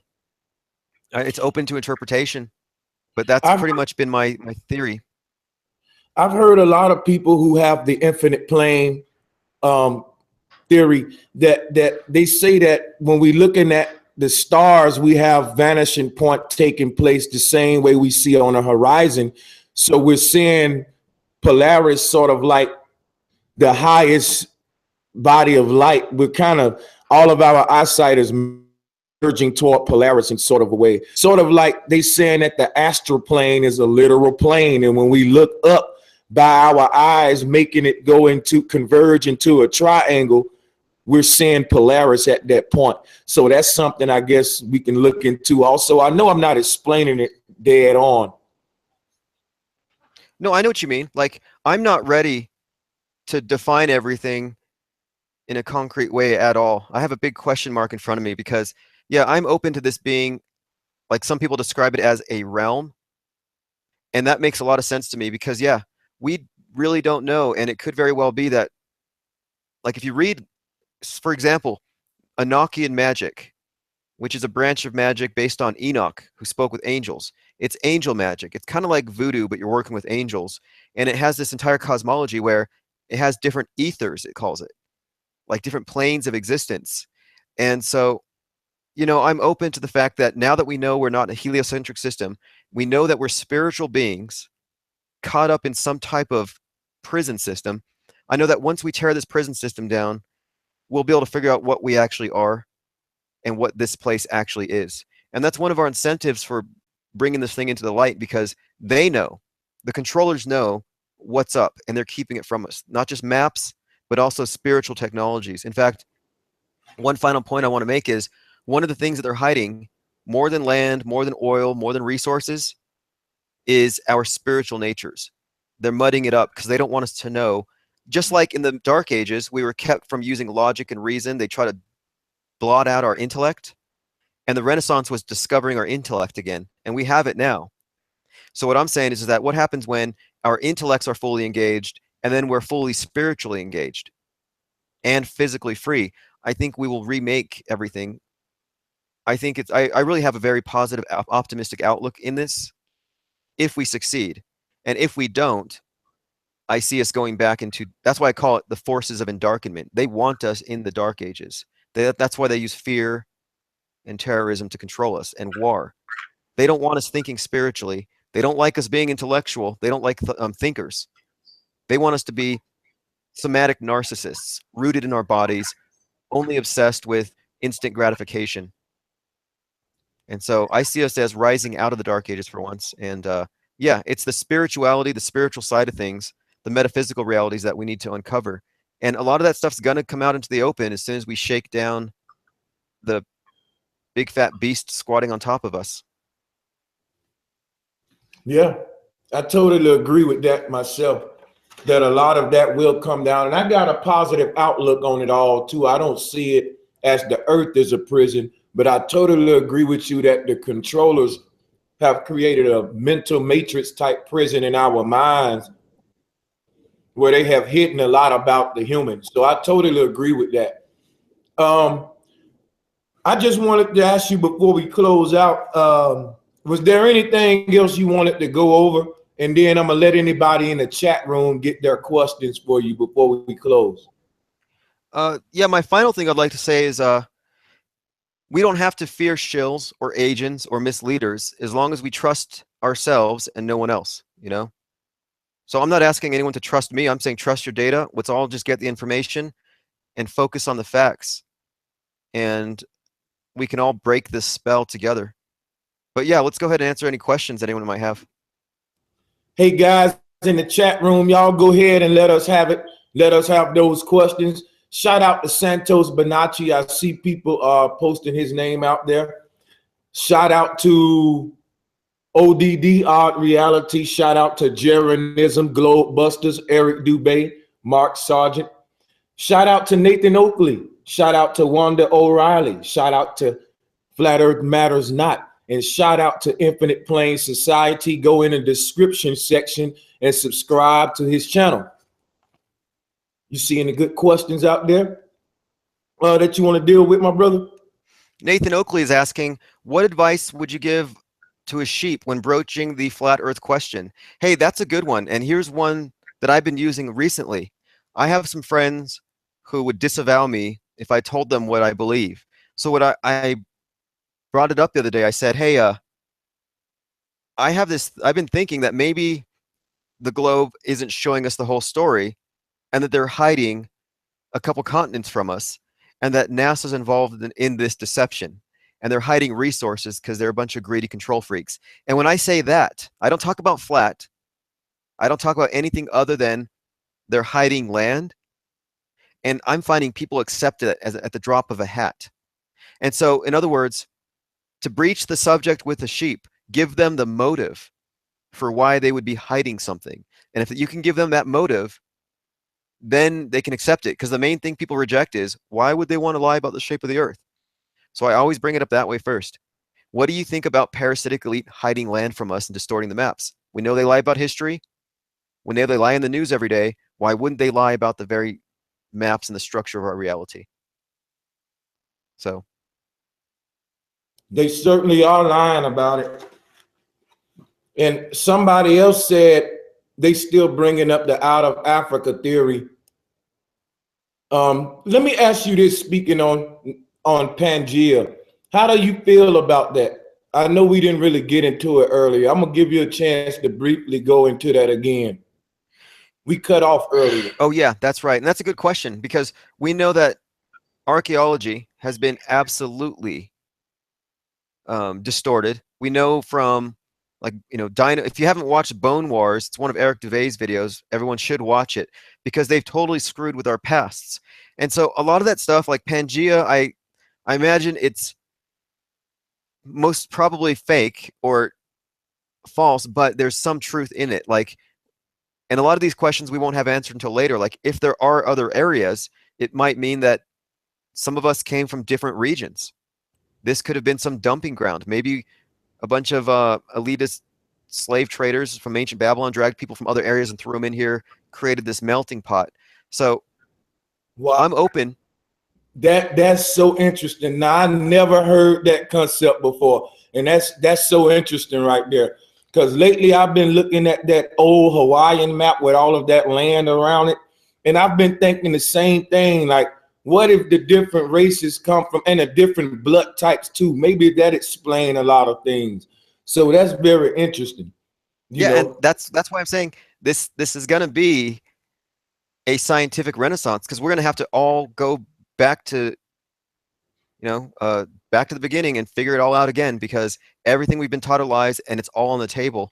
So it's going to be very interesting because we've had to unlearn so much, learn the truth. So I look forward to it, and I'm definitely open to talking about these things and trying to figure it out, because yeah, there are so many new ways of interpreting these things now that we know that we may very well have other regions around us.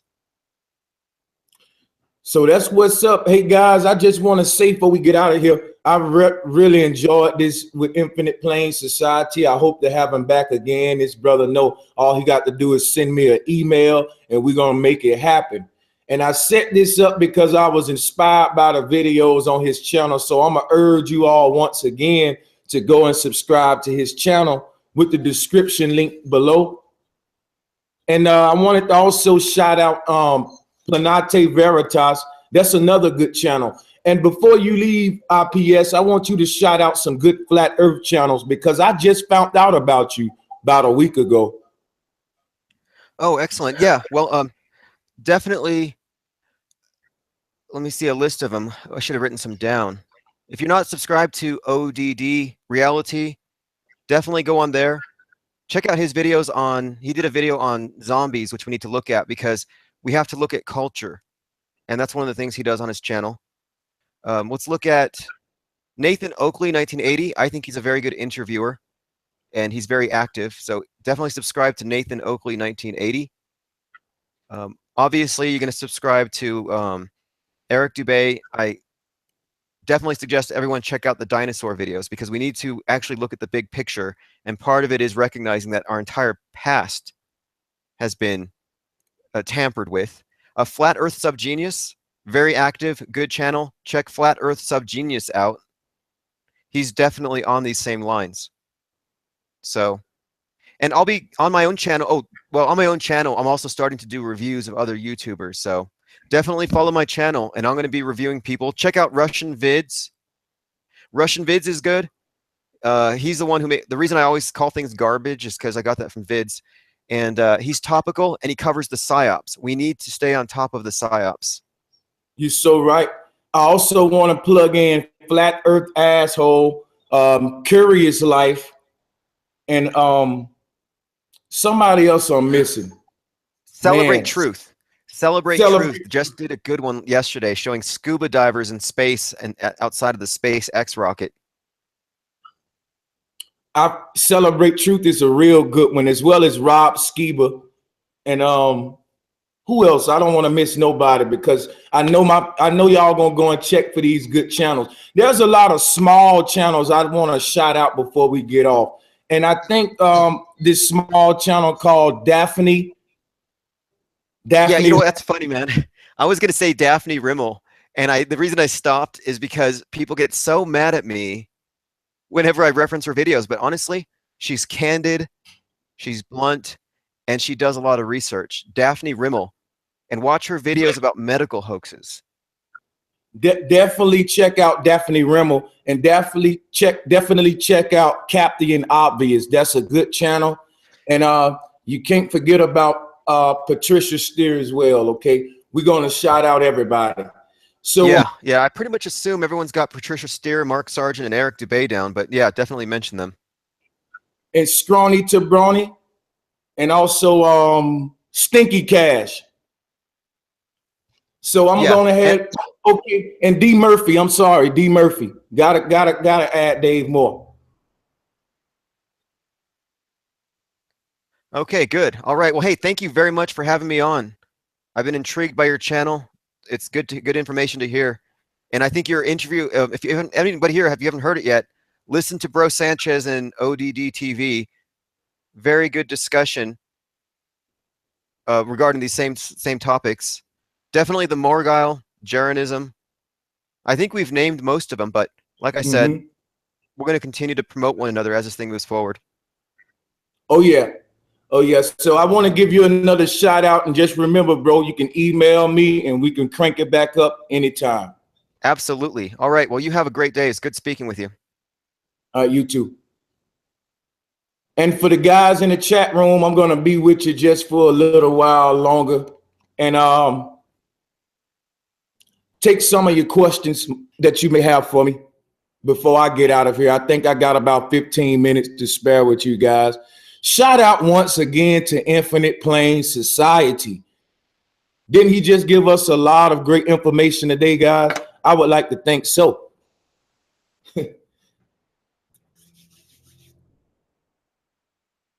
Any questions for me, guys? I'm going to go ahead and shut down if we don't have any questions. I'm not going to waste you guys' time.